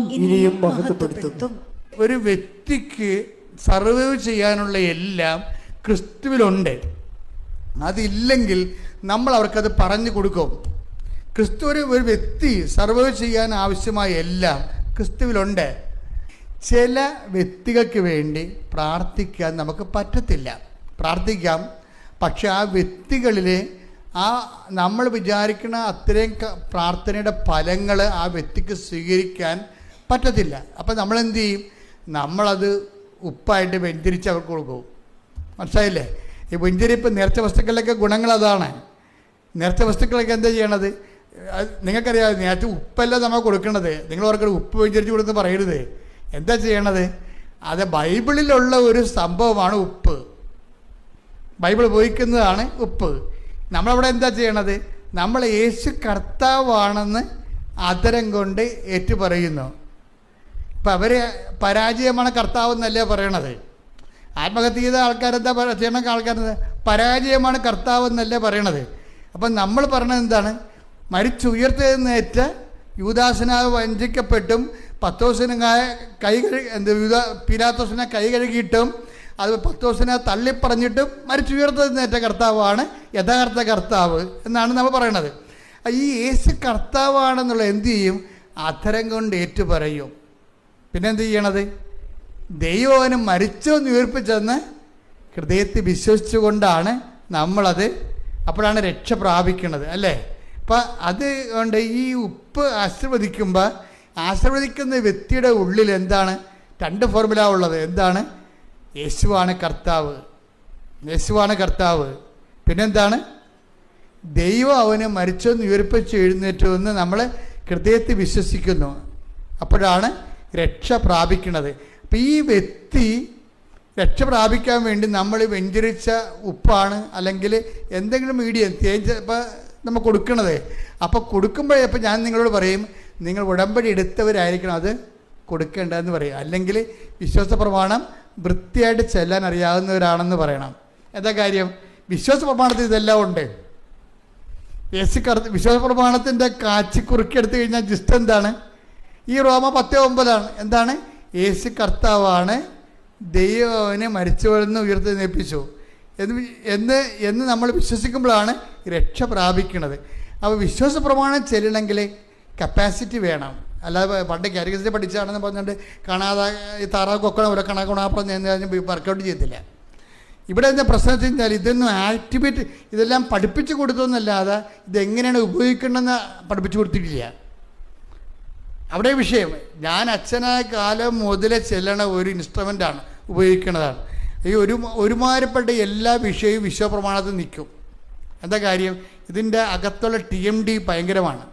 ഇതിനെ ഘടിപ്പിച്ചിരിക്കുന്ന അണുബോംബെന്ന് പറയുന്നത് രക്ഷാസ്ഫോടനം നടത്തിയ അണുബോംബ് ഘടിപ്പിച്ചിരിക്കുന്നത്. എന്താണ്? യേശു കർത്താവാണെന്ന് അതരം കൊണ്ട് ഏറ്റു പറയുന്നു. രണ്ടാമത്തെ എന്താണ്? ദൈവം അവന് മരിച്ചെന്ന് ഉയർപ്പിച്ചെന്ന് ഹൃദയത്തിൽ വിശ്വസിക്കുക. അപ്പോഴാണ് രക്ഷ പ്രാപിക്കണത്. രക്ഷ എന്ന് പറഞ്ഞാൽ എന്താണ്? ലൂക്ക 2:30 അതെന്താണ്? എല്ലാ മനുഷ്യർക്കും വേണ്ടി ഒരുക്കിയിരിക്കുന്ന രക്ഷ ഞാൻ എൻ്റെ കണ്ണുകൊണ്ട് കണ്ടിരിക്കുന്നു. അപ്പോഴേ എല്ലാ മനുഷ്യർക്കും വേണ്ടി ഇത് ഉപയോഗിക്കാൻ പറ്റും. പക്ഷെ ഉപയോഗിക്കുന്നവൻ അതിൽ വിശ്വസിക്കുന്ന ആളായിരിക്കണം. പിടിയ എല്ലാ മനുഷ്യർക്കും വേണ്ടി ഉപയോഗിക്കാൻ പറ്റും ഇത്, പക്ഷെ ഉപയോഗിക്കുന്ന ആൾ കറക്റ്റായിരിക്കണം. ഇതിൻ്റെ അകത്ത് ട്രെയിൻഡ് ആയിരിക്കണം ആളായിരിക്കണം. അല്ലാതെ വിശ്വാസപ്രമാണം പകുതി ചെല്ലിക്കുമ്പോൾ മറന്നു പോകും. ഒന്ന് ചെല്ലിയിട്ട് നോക്കിയേ. ചിലരോട് ഞാൻ നിങ്ങളാ വിശ്വാസപ്രമാണം ചെല്ലാൻ പറഞ്ഞു, തപ്പിത്തുടങ്ങി എൻ്റെ അച്ഛൻ മറന്നുപോയെന്ന് പറയും. അതാ വിശ്വാസപ്രമാണം മറന്നുപോയത് തന്നെയല്ല പ്രശ്നം, അതിനെക്കുറിച്ച് ഒരു ഐഡിയ അയാൾക്കില്ല. അയാൾ പണ്ടത്തെ എന്തോ പ്രാർത്ഥന പോലെ പ്രാർത്ഥിച്ച് വെച്ചിരിക്കുകയാണ്. അതല്ല, ഇതിപ്പോൾ മൊത്തം അണുപോകുമ്പോൾ ഇത് ഇടുന്ന സ്ഥലത്ത് അങ്ങോട്ട് അവിഞ്ഞു പോയുള്ളൂ. നൈസൻ സുനദോസ് വെച്ച് ചെയ്താൽ രണ്ടാമത്തെ അല്ല, ഒന്നാമത്തെ നൈസൻ സുനദോസിൽ വെച്ച് പിതാക്കന്മാർ 418 പിതാക്കന്മാർ ഒരുമിച്ച് കൂടി പരിശുദ്ധാത്മാവിൽ നിറഞ്ഞ് മാസങ്ങളോളം പ്രാർത്ഥിച്ച് ചർച്ച ചെയ്തിട്ടാണ് ഈ വിശ്വാസ പ്രമാണം ക്രോഡീകരിച്ചിരിക്കുന്നത്. ഇന്ന് വരെ അത് മാറ്റിയിട്ടില്ല. അടിസ്ഥാന അപ്പോസ്തലിക സഭയിലെല്ലാം ഇത് തന്നെയാണ് പറയണത്. ഓർത്തഡോക്സിലും ചില ഈ പ്രകാശത്തു നിന്നുള്ളതും പുത്രരിൽ നിന്നുള്ള ചെറിയ ഡിവിഷൻസ് വരുത്തി എന്നുള്ളല്ലാതെ അതിൻ്റെ പ്രധാനപ്പെട്ട ഘടകങ്ങൾക്കൊന്നും മാറ്റം ഉണ്ടായിട്ടില്ല. അപ്പോൾ അത് വെച്ച് കഴിഞ്ഞാൽ അത്രയും പവർഫുള്ളാണ് വിശ്വാസ പ്രമാണം. അപ്പോൾ വിശ്വാസ പ്രമാണം അപ്പോസ്തലന്മാരുടെ കാലത്ത് തന്നെ ഡെവലപ്പ് ചെയ്ത് വന്നതാണ്. പിന്നീട് ആര്യനിസോ മൊണോഫിസിസോ ഒക്കെ പോലെയുള്ള കുറച്ച് ഏകദൈവതാവാദമൊക്കെ വന്നപ്പോൾ കഴിഞ്ഞപ്പോഴാണ് അപ്പോസ്തലന്മാർ ഡെഫിനിഷൻ വെച്ചത്. അതിനെ ഡിഫൈൻ ചെയ്യാൻ വേണ്ടിയാണ് പിന്നീട് കുറച്ച് കാര്യങ്ങൾ കുർബാനയ്ക്ക് നമ്മൾ ഇരട്ടി പറയാൻ നമ്മുടെ വിശ്വാസ പ്രമാണം അല്ല കുർബാനയ്ക്ക് വായിക്കുന്നത്, അത് നൈസൈൻ ക്രീഡ വായിക്കുന്നത്. അപ്പം അതുകൊണ്ട് വിശ്വാസ പ്രമാണം വായിക്കുമ്പോൾ അത് പറയുമ്പോൾ അതിന് തക്ക പിതാവിനുള്ള സ്നേഹം ഉണ്ടാകണം. എന്താ കാര്യം? പിതാവാണ് ആദ്യത്തെ ആൾ അതിൻ്റെ അകത്ത്, അല്ലേ? വിശ്വപ്രമാണം ആകാശത്തിൻ്റെയും ഭൂമിയുടെയും സൃഷ്ടാവും സർവശക്തനുമായ പിതാവും ഞങ്ങൾ വിശ്വസിക്കുന്നുണ്ട്. അതൊക്കെ പിതാവ് തന്നെ കണ്ടില്ലേ? ഇപ്പോൾ വിശ്വാസ പ്രമാണത്തിൻ്റെ പ്രശ്നം ഇതിൻ്റെ അകത്ത് പിതാവ് വരുന്നുണ്ട്, പുത്രൻ വരുന്നുണ്ട്, പരിശുദ്ധാത്മാവ് വരുന്നുണ്ട്. അതുകൊണ്ട് തന്നെ ഇതിൻ്റെ അടിത്തറ ഒരു വീട് കെട്ടണ മുമ്പ് അതിൻ്റെ വാനം കുഴിച്ച് നല്ല അടിത്തറ ഇട്ടിട്ടാണ് നമ്മൾ അടുത്ത പ്രാർത്ഥന. അതുകൊണ്ട് ഉടമ്പടിയിൽ ആദ്യം വിശ്വാസ പ്രമാണം ചെല്ലണം നമ്മൾ, അല്ലേ? അത് കഴിഞ്ഞിട്ടാണ് 7 സ്വർഗസ്ഥനായതും 7 നന്മ പറഞ്ഞവരെയും ചെല്ലണത്. ആദ്യം അടിത്തറ ഇടും. അടിത്തറ ഇടുമ്പോൾ ഉള്ള പ്രശ്നമെന്ന് പറയണത് വിശ്വാസ പ്രമാണം ചെല്ലുമ്പോൾ ദൈവം നിൻ്റെ മുഖത്ത് നോക്കിയിട്ട് പറയണ്ട, നീ ചെല്ലിയിട്ട് കാര്യമൊന്നുമില്ലെന്ന് ആദ്യകാരി പറയും ചെയ്യും. അതാണ് കുഴപ്പം. നിത്യത വരെ പോകേണ്ട ഒരു യാത്രക്കാരിയാണ്, എന്നും ദൈവത്തിൻ്റെ കൂടെ ജീവിക്കേണ്ട ഒരാളാണ്. അത് ചെല്ലണമെന്ന് പറയുമ്പോൾ അതിൻ്റെ TMD ടൺ കണക്കിന് ഭാരമുള്ളതായി മാറും. പത്രോസിന് ഈ വിഷയത്തെക്കുറിച്ചൊക്കെ, പത്രോസാണല്ലോ ഈ വിശ്വാസ പ്രമാണത്തിൻ്റെ ആണിക്കല്ലുണ്ടാക്കിയത്. പത്രോസാണ് വിശ്വാസ പ്രമാണത്തിൻ്റെ ആണിക്കല്ലുണ്ടാക്കിയത്. അങ്ങേർക്കറിയാം, യോഹന്നാൻ അല്ല ശരിക്കും പറഞ്ഞാൽ, ഞങ്ങളും പത്രോസാ പറയണത്, ഞങ്ങളും അവൻ്റെ കൂടെ മറുരൂപം മലയിൽ ഉണ്ടായിരുന്ന ആളാണ്. അപ്പം രൂപാന്തരം എന്താണ്? പിതാവായ ദൈവത്തിൽ നിന്ന്, കേട്ടോ, പിതാവായ ദൈവത്തിൽ നിന്ന് ബഹുമാനവും മഹത്വവും അവൻ സ്വീകരിച്ചു. ഇവൻ എന്റെ പ്രിയപുത്രൻ, ഇവനിൽ ഞാൻ പ്രസാദിച്ചിരിക്കുന്നു. പത്രോസ് എന്താണ് കണ്ടത്? പിതാവായ ദൈവത്തിൽ നിന്ന് പറഞ്ഞേ, പിതാവായ ദൈവത്തിൽ നിന്ന് മഹത്വവും ബഹുമാനവും അവൻ സ്വീകരിച്ചു. ഈശോ സ്വീകരിച്ചു. പറഞ്ഞോളൂ. ഇവൻ എന്റെ പ്രിയപുത്രൻ, ഇവനിൽ ഞാൻ പ്രസാദിച്ചിരിക്കുന്നു എന്ന സ്വരം മഹിമ പ്രാഭവത്തിൽ നിന്ന് അവന്റെ അടുത്ത് വരികയും ചെയ്തു. അപ്പോൾ ഇത് പത്രോസ് നേരിട്ട് കണ്ടതാണ്. കാര്യം കർത്താവിൻ്റെ മഹത്വം മുഴുവൻ ഏകജാതൻ്റെ മഹത്വമാണ്. പിതാവായ ദൈവത്തിൻ്റെ മഹത്വം ഈശോയിലേക്ക് വന്നതാണെന്ന് കണ്ടു. ഈശോയിലേക്ക് വന്നത് കൊണ്ടാണ് പത്രോസ് പിന്നീട് രക്ഷയുടെ ഫോർമുല ഉണ്ടാക്കിയപ്പോൾ പത്രോസ് പറഞ്ഞത്, മറ്റൊരുവരിലും ഇനി രക്ഷയില്ല. കാര്യം മഹത്വം ഞങ്ങൾ കണ്ടത് ഇവൻ്റെ അടുത്തേക്ക് വരണമാണ് കണ്ടത്. പിതാവായ ദൈവത്തിൻ്റെ മഹത്വം ഇവൻ്റെ അടുത്തേക്ക് വരുന്നതാണ് ഞങ്ങൾ കണ്ടത്. വേറെ ആരുടെ അടുത്തേക്ക് വന്നിട്ടില്ല, വന്ന ചരിത്രവുമില്ല. അപ്പം അതുകൊണ്ട് ഇവനാണ് ദൈവത്തിൻ്റെ സ്വീകാര്യൻ. കാര്യം ഇവന് പ്രസാദിച്ചിരിക്കണം എന്നല്ലേ പറയണത്. അതാണ് പക്ഷേ മോസസിൻ്റെ അടുത്ത് വന്നെങ്കിലും, മോസസിനെ പ്രസാദിച്ചെന്ന ദാവീദിൻ്റെ അടുത്ത് വന്നെങ്കിലും ഇവൻ എൻ്റെ പ്രിയ പുത്രനാണെന്ന് ഇവന് പ്രസാദിച്ചിരിക്കണമെന്ന അംഗീകാര മുദ്ര കൊടുത്തിട്ടില്ല. ഈ അംഗീകാര മുദ്ര ഭയങ്കര സീരിയസാണ്. അതുകൊണ്ടാണ് യോഹന്നാന് അതിനെക്കുറിച്ചൊരു ഐഡിയ ഉണ്ട്. എന്താ കാര്യം? ലോകത്തിൻ്റെ പാപങ്ങൾക്ക് പരിഹാരമായിട്ട് ഈശോ ബലിയർപ്പിച്ചാൽ അതിന് പരിഹാരം കിട്ടും. അതാണ് ഈശോ തന്നെ പറയുന്നുണ്ടത് പരിശുദ്ധാത്മാവിൽ. പിതാവ് ദൈവം എന്നിൽ അംഗീകാരം. യോഹന്നാൻ 6:27 നശ്വരമായ അപ്പത്തിനു വേണ്ടി അധ്വാനിക്കാതെ. ഇതാ വിഷയം നോക്കിയേ, നിത്യതയുമായി ബന്ധപ്പെട്ട വിഷയം വരണത്. നശ്വരമായ അപ്പത്തിനു വേണ്ടി അധ്വാനിക്കാതെ മനുഷ്യപുത്രൻ തരുന്ന നിത്യജീവന്റെ അനശ്വരമായ അപ്പത്തിനു വേണ്ടി അധ്വാനിക്കുവിൻ. എന്തെന്നാൽ പിതാവായ ദൈവം അവന്റെ മേൽ അംഗീകാര മുദ്ര വച്ചിരിക്കുന്നു. അനശ്വരമായ അപ്പത്തിനു വേണ്ടി, നിത്യതയ്ക്ക് വേണ്ടി അന്വേഷിക്കുന്നവന് ഈശോയാണ് അംഗീകാര മുദ്രയുള്ള ഒരേ ഒരു രക്ഷകൻ. ഇതറിയാവുന്നത് യോഹന്നാനെ ഇതിനെ കൃത്യമായിട്ട് അറിയാം. അതുകൊണ്ടാണ് പിതാവിൻ്റെ ഏകജാതൻ്റെ മഹത്വം എന്നൊക്കെ അദ്ദേഹം പറയും. പിതാവിനെ കണക്ട് ചെയ്താണ് പിന്നീട് യോഹന്നാനും പത്രോസുമാണ് ഇവരെ രണ്ടുപേരും മറുരൂപമലയിൽ ഉണ്ടായിരുന്ന ആൾക്കാരാണ്. രൂപാന്തരീകരണ സമയത്ത് ഉണ്ടായിരുന്നതാണ്. ആ യോഹന്നാൻ 1:14 വായിച്ച്. വചനം മാംസമായി നമ്മുടെ ഇടയിൽ വസിച്ചു. അവന്റെ മഹത്വം നമ്മൾ ദർശിച്ചു. കൃപയും സത്യവും നിറഞ്ഞതും പിതാവിന്റെ ഏകജാതന്റേതുമായ മഹത്വം. അപ്പൊ ഈശോയുടെ മഹത്വത്തിന്റെ പേരില് വന്നിരിക്കുന്ന ഫീച്ചേഴ്സിന് വ്യത്യാസമുണ്ട്. മഹത്വം പലതുണ്ട്. യോഹന്നാനി എപ്പോഴുള്ള കുഴപ്പം, എന്ത് പറഞ്ഞാലും സത്യവും മിഥ്യവും എന്ന് പറയും. I am the real bread, ഞാൻ ജീവൻ്റെ അപ്പം, യഥാർത്ഥ അപ്പമാകുന്നു, ഞാൻ യഥാർത്ഥ പാനീയമാകുന്നു. അപ്പം ഇങ്ങനെ എന്ത് പറഞ്ഞാലും ഈശോയെ സംബന്ധിച്ച് വരുമ്പോൾ ഈശോ റിയലും മറ്റുള്ളത് ഫാൾസുമായിട്ടേ പറയത്തുള്ളൂ. അത് യോഹന്നാൻ്റെ ക്രിസ്തു അനുഭവമാണ്. യോഹന്നാൻ ക്രിസ്തുവിൻ്റെ കൂടെ നടന്നപ്പോൾ മനസ്സിലായതാണ്, ക്രിസ്തുവിനെ കണ്ടെത്തി കഴിഞ്ഞാൽ പിന്നെ എല്ലാം ഫാൾസാണെന്ന് യോഹന്നാൻ പറയും. അങ്ങനെ സത്യം എന്നുള്ള വാക്ക് എക്സ്ട്രാ ചേടി വെക്കും. Read it again. ശ്രുതികട ഹല്ലേലൂയ. വചനം മാംസമായി നമ്മുടെ ഇടയിൽ വസിച്ചു. അവന്റെ മഹത്വം നമ്മൾ ദർശിച്ചു. കൃപയും സത്യവും നിറഞ്ഞതും പിതാവിന്റെ ഏകജാതന്റേതുമായ മഹത്വം. പിതാവിന്റെ ഏകജാതന്റെ മഹത്വം എന്ന് പറയുന്നത് എന്താണ്?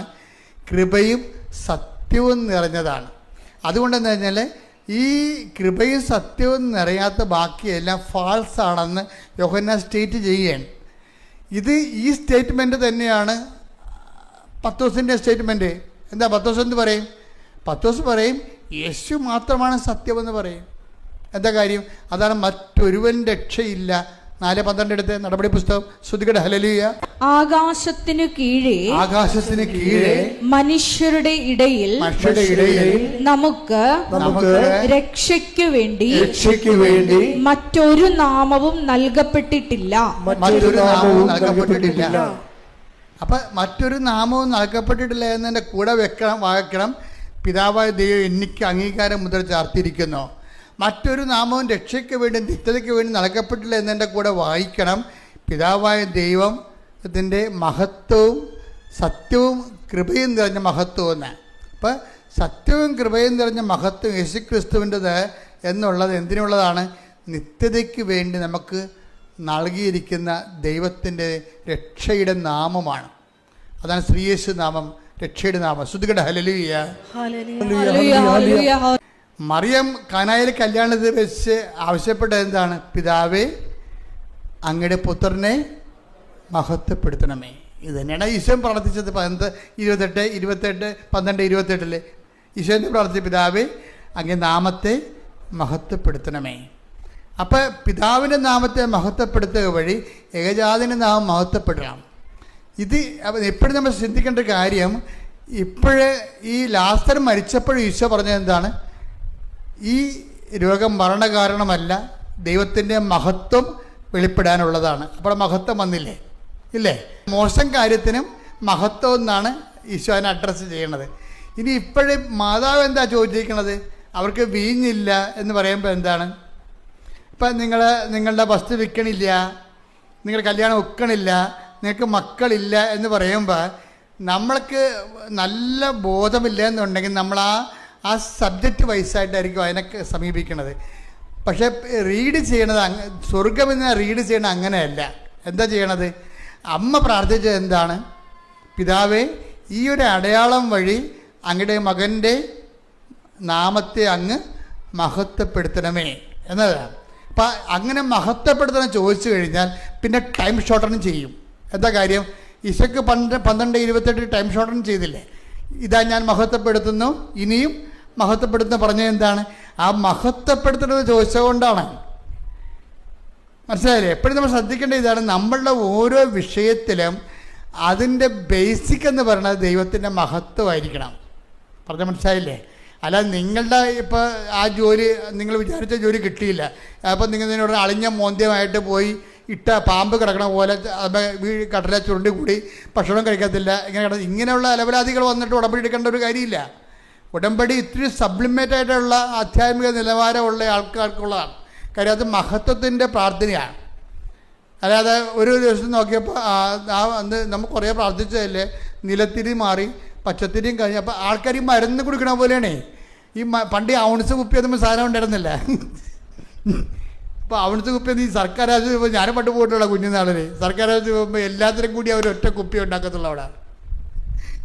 അത് കമ്പൗണ്ടറാണ് കൊടുക്കണം, കോമ്പൗണ്ട് ചെയ്ത് തന്നെ ആൾ. അയാൾ അവിടെ നിന്ന് ഇവിടുന്ന് പൊടിയൊക്കിയിട്ട് കുലുക്കിയിട്ട് നമ്മുടെ ഔൺസ് കുപ്പിയിൽ തരും. വീട്ടിൽ വന്ന് വെച്ചിട്ട് ഔൺസ് കുപ്പിയിൽ ഇങ്ങനെ കണക്കുണ്ടാകും. 1, 2, 3 ഔൺസ്, 2 ഔൺസ്, 3 ഔൺസ്. ഇപ്പം കുപ്പി അങ്ങനെ ഉണ്ടെന്ന് അറിയത്തില്ല. അപ്പോൾ എന്നിട്ടിത് കുടിക്കും. കുടിച്ചിട്ട് ഞാൻ തന്നെ ഓർക്കും, ഇത് പകുതി ആകുമ്പോൾ 2 ഔൺസ് കുടിച്ചിട്ടുണ്ട്, എന്നിട്ട് വയറ്റ് ക്ഷീണം മാറില്ല, ചുവ മാറിയില്ല. അപ്പം നമ്മളിതുപോലെ നീലത്തിന് ഒരെണ്ണം തീർന്ന്, പച്ചത്തിന് ഒരെണ്ണം തീർന്ന്. ഇത് മനസ്സിലായില്ലേ? ആൾക്കാർ കണക്കാക്കുന്ന രീതികളിൽ വരുന്ന അപകടകരമായൊരു ഉടമ്പടി സമീപനമുണ്ട് നിങ്ങളുടെ കയ്യിൽ. നിങ്ങൾ ദൈവത്തെ പച്ചത്തിരി നീലത്തിരി വെച്ച് അളന്ന് നോക്കുന്നു. അതിൻ്റെ ഒരു അപകടകരമായൊരവസ്ഥയാണ്. ഇന്നലെ ഈ വെള്ളിയാഴ്ച ഒരു സാക്ഷി ഇവിടെ പറഞ്ഞ് അവരുടെ സാക്ഷ്യം കേട്ടാൽ നമുക്കുണ്ടല്ലോ ഞെട്ടിപ്പോവും. അവർ പറഞ്ഞത് എൻ്റെ 15ാമത്തെ ഉടമ്പടി പുതുക്കലാണിത്. 15ാമത്തെ ഉടമ്പടി പുതുക്കതേ. ഇപ്പം ഞാൻ ആ കണക്കൂട്ടി നോക്കിയപ്പോഴേ ഒരു 90 ദിവസം വേണമല്ലോ ഒരു ഉടമ്പടി പുതുക്കണമെങ്കിൽ. അത് 15 എന്ന് പറയുമ്പോൾ ഒരു 1500 ദിവസം ഇവർ സംഭവം പുതുക്കിയിരിക്കുകയാണ്. അവർ പറഞ്ഞു ഞാൻ എന്തുമാത്രം ആയിരക്കണക്കിന് പത്രമാണ് മേടിച്ചു കൊടുത്തിരിക്കണത്. ഇപ്പോഴും കൊടുക്കുമ്പോൾ ആവേശമാണ് അവർക്ക്. എന്നിട്ട് അവർ കുറേ സാക്ഷ്യം പറഞ്ഞിട്ടുണ്ട്. ഇപ്പോഴെന്ന് വെച്ച് കഴിഞ്ഞാൽ ഈ 15ാമത്തെ ഉടമ്പടി പുതുക്കി നിൽക്കുമ്പോഴും 15 എന്ന് പറയുമ്പോൾ 4 കൊല്ലം 3.25 കൊല്ലമായി. 3.25 കൊല്ലം തുടർച്ചയായിട്ട് ഒരു ഉടമ്പടിയിലാണ്. എന്നിട്ട് ആ സാക്ഷ്യം പറയുമ്പോൾ അവർ പറയണത് അത്രയും കാര്യം അവർ പറയണത് ഞാൻ തന്നെ പറഞ്ഞു വിട്ട 1500 പേര് ഉടമ്പടി എടുത്തിട്ടുണ്ട് ഇവിടെ. ഞാൻ തന്നെ പറഞ്ഞു വിട്ട 1500 പേര് ഇവിടെ ഉടമ്പടി എടുത്തിട്ടുണ്ട്. നിങ്ങൾ കോമ്പറ്റ് ചെയ്യണത് നിങ്ങൾ ഈ ഔൺസ് കുപ്പി പോലെ നിലത്തിരുന്ന് തീർന്നല്ല, എന്നിട്ട് വിസ വന്നില്ല എന്നൊക്കെ നോക്കി ദൈവത്തിനെ തിരികൊണ്ട് അളക്കണില്ലേ? ഈ പെരിച്ചാളികളെല്ലാം മനസ്സിലാക്കണം. നിങ്ങളുടെ കയ്യിലുള്ള നിങ്ങൾ കോമ്പറ്റ് ചെയ്യണത് ഭയങ്കര സിംഹങ്ങളുമായിട്ടാണ്.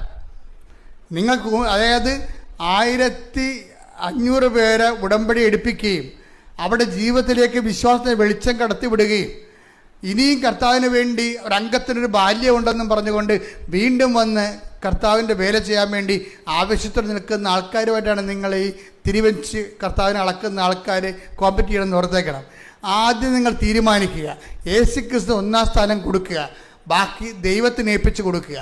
ബാക്കി എന്താണ്? ഇപ്പം നിങ്ങളെന്ത് പറ്റണമെന്ന് വെച്ചാൽ നിങ്ങൾ പറയുന്ന വിഷയത്തിന് ആണ് 1ാം സ്ഥാനം എപ്പോഴും നിങ്ങൾ കൊടുക്കണത്. അതുകൊണ്ടാണ് ഈ അബദ്ധം പറ്റുന്നത്. ദൈവത്തിന് അറിയാമത്. കാര്യം അത് നടന്നു കഴിഞ്ഞാൽ പിന്നെ ഇവരെ പൊടി മഷിയിട്ട് നോക്കിയാൽ കാണത്തില്ല.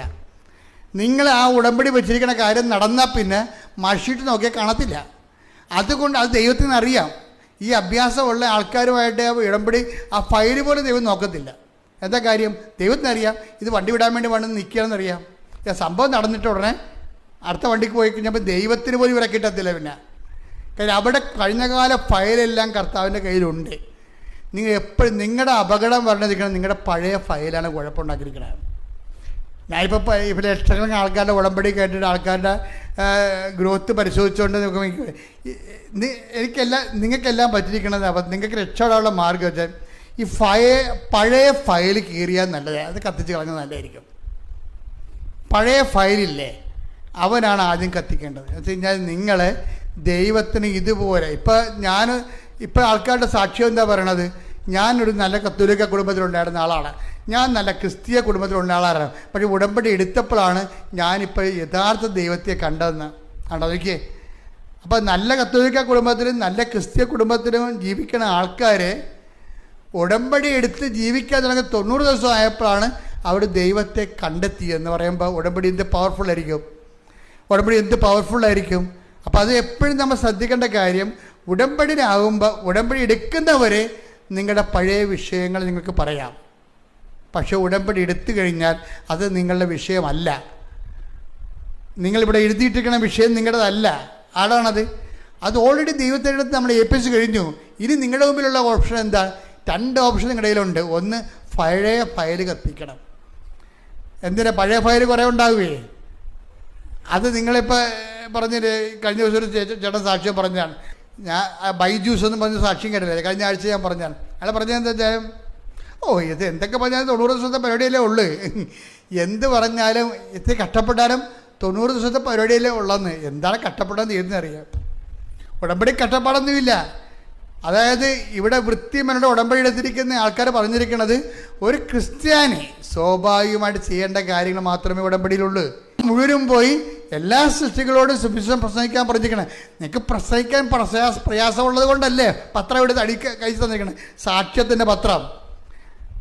ഒരു 10-100 സാക്ഷ്യത്തിൻ്റെ പത്രം തന്നിരിക്കണം. എന്താ കാര്യം? പ്രസംഗിക്കാൻ പറ്റത്തില്ല. പക്ഷെ ഇപ്പോൾ ആൾക്കാർ ചെയ്യണത് എന്താണെന്നറിയാമോ? അവർക്ക് കാര്യങ്ങൾ മനസ്സിലായി. പത്രം എന്തിനാണ്? പത്രത്തെ ഉള്ളത് വിശദീകരിക്കും. അവരുടെ ജീവിതം തന്നെ അനുഭവങ്ങൾ പറഞ്ഞു കൊടുത്തിട്ടാണ് ആൾക്കാർ പറയണത്. എനിക്ക് തോന്നുന്നു, പലപ്പോഴും എനിക്ക് തോന്നി മറുനാടൻ മലയാളികളാണ് പലപ്പോഴും ഉടമ്പടിയിൽ ഒരു 10 പോയിൻ്റ് കൂടെ നിൽക്കണേ. ഞാൻ ഓരോ രാജ്യങ്ങളിലൊക്കെ ചെല്ലുമ്പോൾ എനിക്ക് മനസ്സിലാകണത്, അവിടെ കാര്യം അവരെല്ലാവരും തന്നെ അഖണ്ഡജപമാല ഉപയോഗിക്കുന്നവരാണ്. 1000 മണി അഖണ്ഡജപമാല ഉപയോഗിക്കുന്നവരാണ്. അതിൽ മുടങ്ങാതെ വരുന്നവരാണ്. അതുപോലെ മാതാവിൻ്റെ എല്ലാ ദിവസവും അതുപോലെ തന്നെ ആചരിച്ചു പോകുന്ന കൂട്ടായ്മകൾ നമുക്ക് മിക്ക രാജ്യങ്ങളും പല രാജ്യങ്ങളും ഉണ്ട്.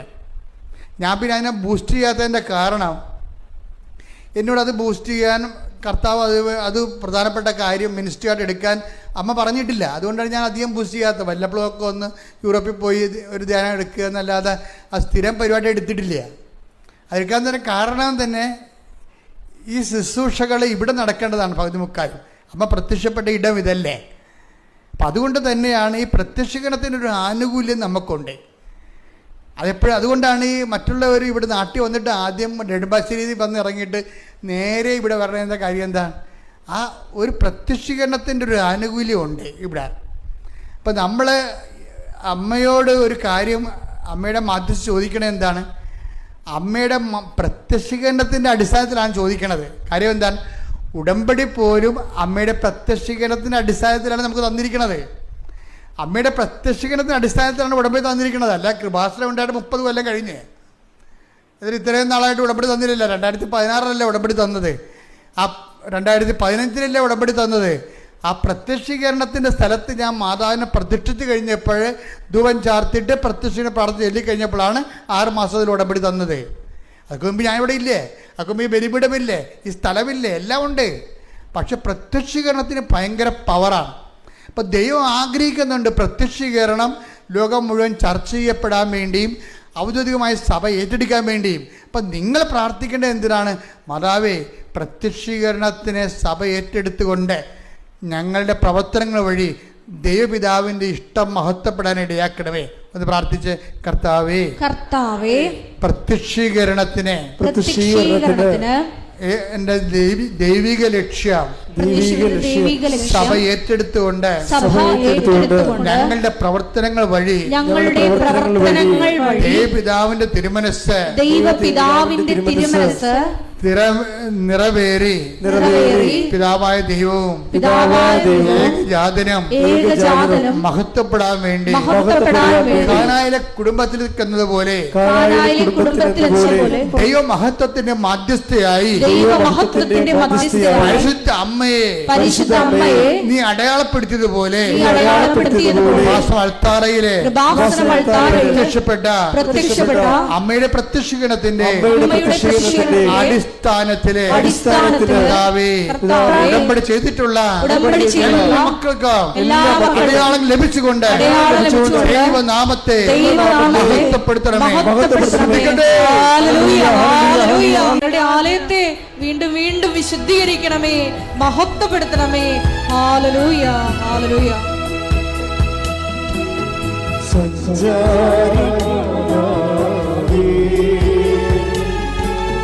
കൃപയുടെ കൂടാരമേ, സന്താനപീഠമേ, കൃപാസനത്തിൻ്റെ അമ്മേ, സഞ്ചാരി മാതാവേ, കൃപയുടെ കൂടാരമേ വാഗ്ദാനം തേടണമേ കൃപാസനത്തിൻ്റെ അയമേ. ഇപ്പോഴേ കിട്ടിയിരിക്കുന്ന പുതിയ വെളിപാടില്ലേ, എന്താ സംഭവം? മറിയം മഹത്വത്തിൻ്റെ മാധ്യസ്ഥ. ഇന്ന് നാളെ ഞാൻ രാവിലെയും ഈ വിഷയമാണ് സംസാരിക്കുന്നത്. മറിയം മഹത്വത്തിൻ്റെ മാധ്യസ്ഥ. നമ്മൾ ദൈവത്തോട് ചോദിക്കേണ്ടത്, നമ്മുടെ കാലാവസ്ഥ അനുകൂലമായാലും ജീവിത കാലാവസ്ഥ പ്രതികൂലമായാലും നമ്മൾ വിജയിച്ചാലും തോറ്റാലും ദൈവത്തോട് നമ്മൾ പറയണത് എന്താണ്? അങ്ങയുടെ നാമത്തെ മഹത്വപ്പെടുത്തണമേ. മനസ്സിലായില്ലേ? അപ്പോഴെന്താണ് ഈ കനായിലെ കല്യാണത്തിൽ ദൈവം ആ പ്രാർത്ഥന ഏറ്റെടുക്കാൻ കാരണം എന്താണ്? മാതാവിൻ്റെ പ്രാർത്ഥനയാണ്. മാതാവ് എന്താ പ്രാർത്ഥിച്ചത്? അവർക്ക് വീഞ്ഞില്ലെന്ന് പറഞ്ഞതല്ല, എനിക്ക് നിനക്ക് എൻ്റെ സമയം ഇനി സമാഗതമായിട്ടില്ലല്ലോ എന്ന് പറഞ്ഞപ്പോഴേ പെട്ടെന്നൊരു സൈലൻസ് അവിടെ ഉണ്ട്, ഒരു ഗ്യാപ്പുണ്ട്. ആ ഗ്യാപ്പിൽ മറിയത്തിൻ്റെ പ്രാർത്ഥനയാണ്. എന്താണ്? നടക്കത്തില്ലെന്ന് മനസ്സിലായില്ലേ? ഇത് എനിക്ക് നിനക്ക് എൻ്റെ സമയം ഇനി സമാഗതമായിട്ടില്ലല്ലോ എന്ന് പറഞ്ഞപ്പോഴേ സമയം സമാഗതമാകാൻ വേണ്ടി അമ്മയുടെ പ്രാർത്ഥനയുണ്ട്. എന്താണ്? അപ്പാ അങ്ങയുടെ പുത്രൻ്റെ നാമത്തെ മഹത്വപ്പെടുത്തണമേ. അപ്പോൾ അങ്ങനെ പ്രാർത്ഥിക്കുമ്പോൾ പെട്ടെന്നാണ് സമയം ചുരുക്കണത്. എന്താണ്? അത് 12:28 ഫോർമുല അനുസരിച്ചുകൊണ്ട് ഉടനെ സമയം ചുരുക്കും. എന്താണ്? ഇതാ ഞാൻ മഹത്വപ്പെടുത്തിയിരിക്കുന്നു, ഇനിയും മഹത്വപ്പെടുത്തും. അതുകൊണ്ടാണ് യോഹന്നാൻ പറയണത് യേശുവിൻ്റെ മഹത്വം ശ്രുതികട ഹല്ലേലൂയ ആദ്യ അടയാളമാണെന്ന് പറയത്തില്ലേ? ശ്രുതികട ഹല്ലേലൂയ. യോഹന്നാൻ 2:11 യേശു തന്റെ മഹത്വം വെളിപ്പെടുത്തുന്നതിന് പ്രവർത്തിച്ച അടയാളങ്ങളുടെ ആരംഭമാണ് ഗലീലയിലെ കാനായിൽ ചെയ്ത ഈ അത്ഭുതം. അതായത് ഇത് അമ്മയുടെ പ്രാർത്ഥനയെന്നാണ് ഇത് വരണത്. എനിക്ക് നിനക്ക് എൻ്റെ സമയം ഇനി സമാഗതമല്ലെന്നുള്ളത് ശാശ്വതമായ സത്യമാണ്.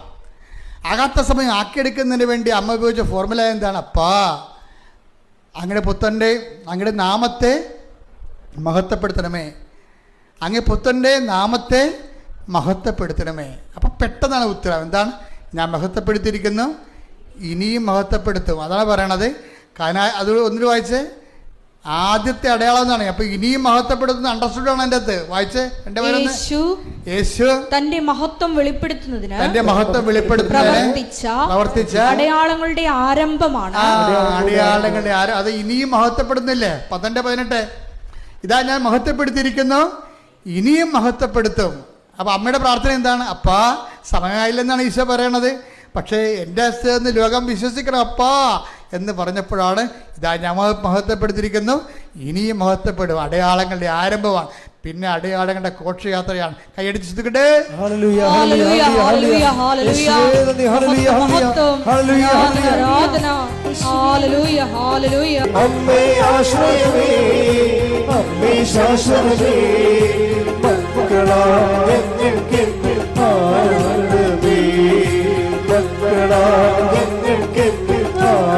രണ്ട് കൈകൾ ഉയർത്തി ശ്രദ്ധിക്കട്ടെ. ഹല്ലേലൂയ എല്ലാവരും ശബ്ദത്തോടെ ശ്രദ്ധിക്കട്ടെ. ഹല്ലേലൂയ യേശുവേ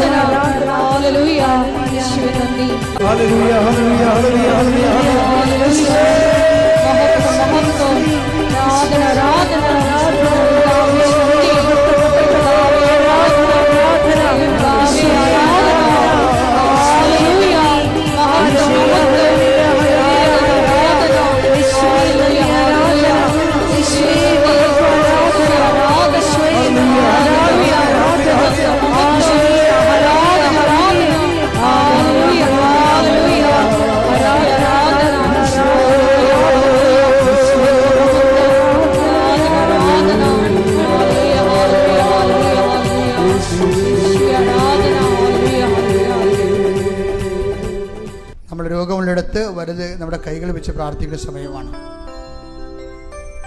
കർത്താവിൻ്റെ വചനങ്ങൾ കർത്താവ് പറഞ്ഞതിന് ശേഷമാണ് എപ്പോഴും രോഗികളെ കർത്താവ് സുഖപ്പെടുത്തി. ബൈബിൾ നോക്കിയാൽ മനസ്സിലാകും.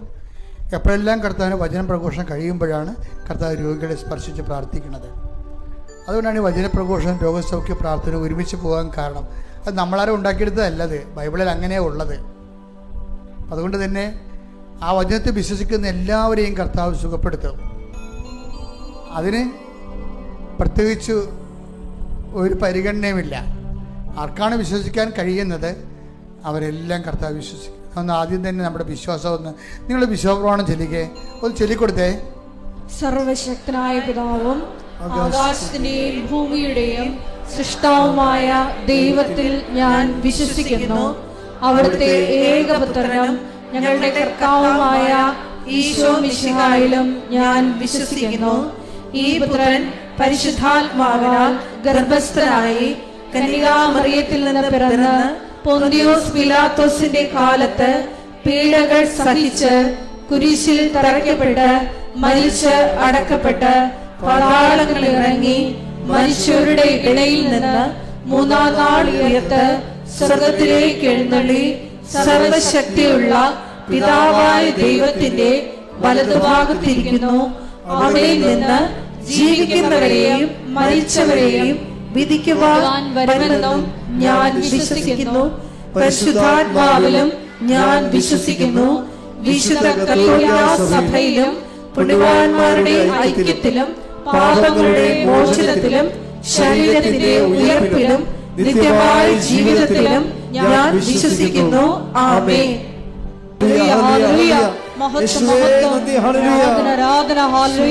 കർത്താവ് രോഗികളെ സുഖമാക്കുന്ന സമയമാണിത്. നിങ്ങൾ സ്തുതിച്ചോണ്ടിരുന്നാൽ മാത്രം മതി. കർത്താവേ, നിന്റെ ഉന്നതമായ നാമത്തിന് സ്വസ്ഥം ചെയ്യുന്നു. കർത്താവേ, നിന്റെ വിശുദ്ധ പൗരോഹിത്യത്തെ മഹത്വപ്പെടുത്തുന്ന പ്രാർത്ഥിക്കുന്നു. കർത്താവേ, സഭയിലുള്ള സാന്നിധ്യത്തെ പ്രകടമാക്കണമെന്ന് പ്രാർത്ഥിക്കുന്നു. കർത്താവിൻ്റെ തിരുമുറുവാർന്ന വലതുകരം, അണിപ്പെടുതാറുന്ന അത്ഭുതകരം, ഉച്ചമുതൽ ഉള്ളംകാല് വരെ കർത്താവെ ഓരോ മകൻ്റെ മേലും ഓരോ മകളുടെ മേലും വയ്ക്കണമെന്ന് പ്രാർത്ഥിക്കുന്നു. തീർത്ഥാടനത്തിൽ പ്രാർത്ഥിക്കുന്നവർ, ഓൺലൈനിൽ പ്രാർത്ഥിക്കുന്നവർ, എപ്പോൾ പ്രാർത്ഥിച്ചാലും ഈ പ്രാർത്ഥന അടിപ്പിണർ പോലെ വൈദ്യാഘാതം പോലെ ദൈവികമായ ശക്തിയാൽ അവർക്ക് കർത്താവിൻ്റെ വിശുദ്ധമായ രക്തം അവിടെ ഓരോ കോശങ്ങളിലും പെസുകളിലും ഞരമ്പുകളിലും ഉച്ചമുതൽ ഉള്ളംകാലം വരെ നിറയട്ടെന്ന് പ്രാർത്ഥിക്കുന്നു. യേശുവിൻ്റെ ഉന്നതമായ നാമത്തിൽ മാരക രോഗങ്ങൾ, തീരാവ്യാധികൾ, ജീവദുരിതങ്ങൾ, ജീവ തടസ്സങ്ങൾ യേശുവിൻ്റെ നാമത്തിൽ മാറിപ്പോകട്ടെ. ശ്രുതികട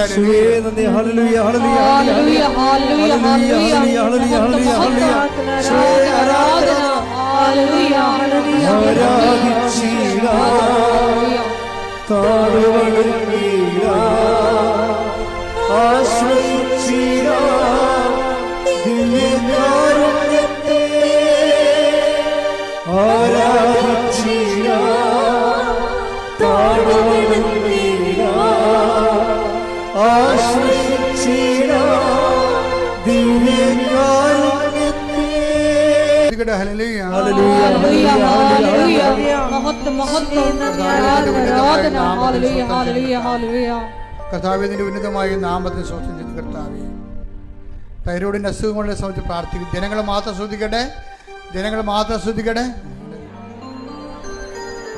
കർത്താവിന്റെ തിരുമുറുവാർന്ന വലതുകരം, അണിപ്രതാർന്ന അത്ഭുതകരം കർത്താവെ തൈറോയിഡ് രോഗികളെ സ്പർശിക്കുന്ന പ്രാർത്ഥിക്കുന്നു. ശ്വാസകോശ രോഗികളെ സ്പർശിക്കുന്ന പ്രാർത്ഥിക്കുന്നു.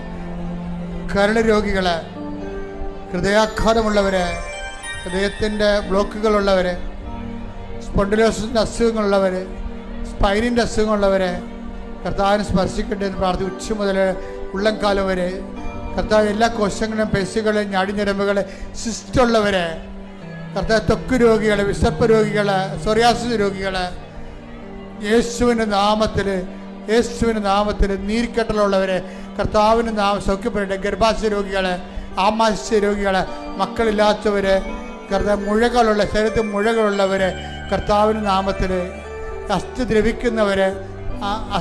ദ്രവിക്കുന്നവർ, അസ്ഥി വളഞ്ഞവർ യേശുവിൻ്റെ നാമത്തിൽ 39 വർഷം അർപ്പിച്ച കൃപാനയുടെ യോഗ്യതയാൽ കൃപാസ്ഥാനത്താറെ ജീവനോടെ പ്രത്യക്ഷപ്പെട്ട പരിശുദ്ധ അമ്മയുടെ മാധ്യസ്ഥത്തിൽ മാരക രോഗങ്ങൾ ധീര വേദികള് ഈ നിമിഷം അമ്മമാർ പ്രത്യക്ഷപ്പെട്ട ഈ അൾത്താരയിൽ ജ്വലിച്ചു നിൽക്കുന്ന ദൈവത്തിന് മഹത്വമാകുന്ന പരിശുദ്ധ കുർബാനയുടെ നാമത്തിൽ പ്രാർത്ഥിക്കുന്ന രോഗങ്ങള് യേശുവിന്റെ നാമത്തില് മാറിപ്പോകട്ടെ.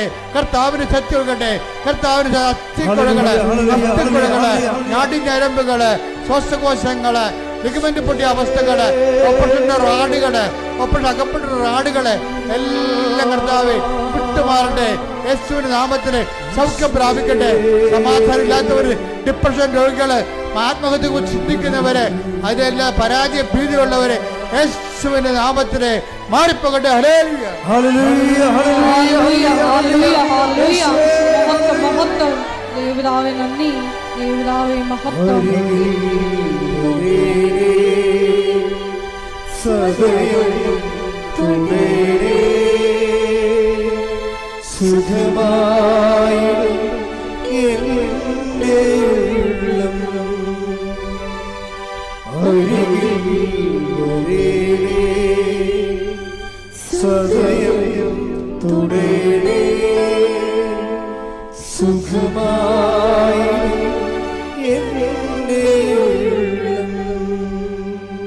എൻ്റെ മക്കളെ, ജോലിയില്ലാത്തവരെ,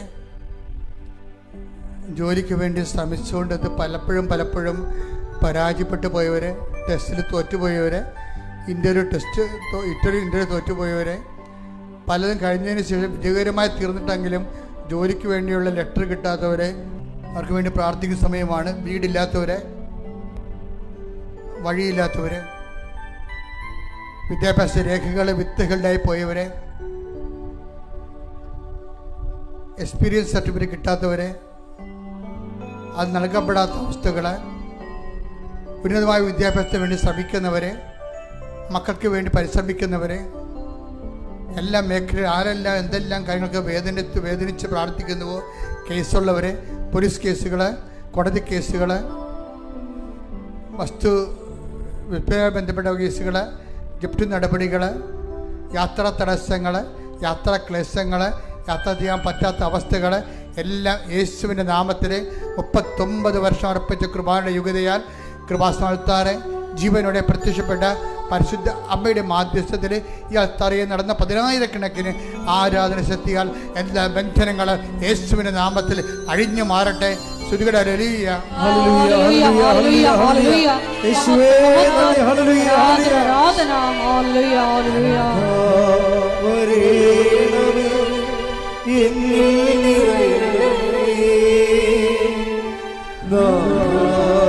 വരേണമേ സൗഖ്യം നൽകണമേ, വരേണമേ എന്നിൽ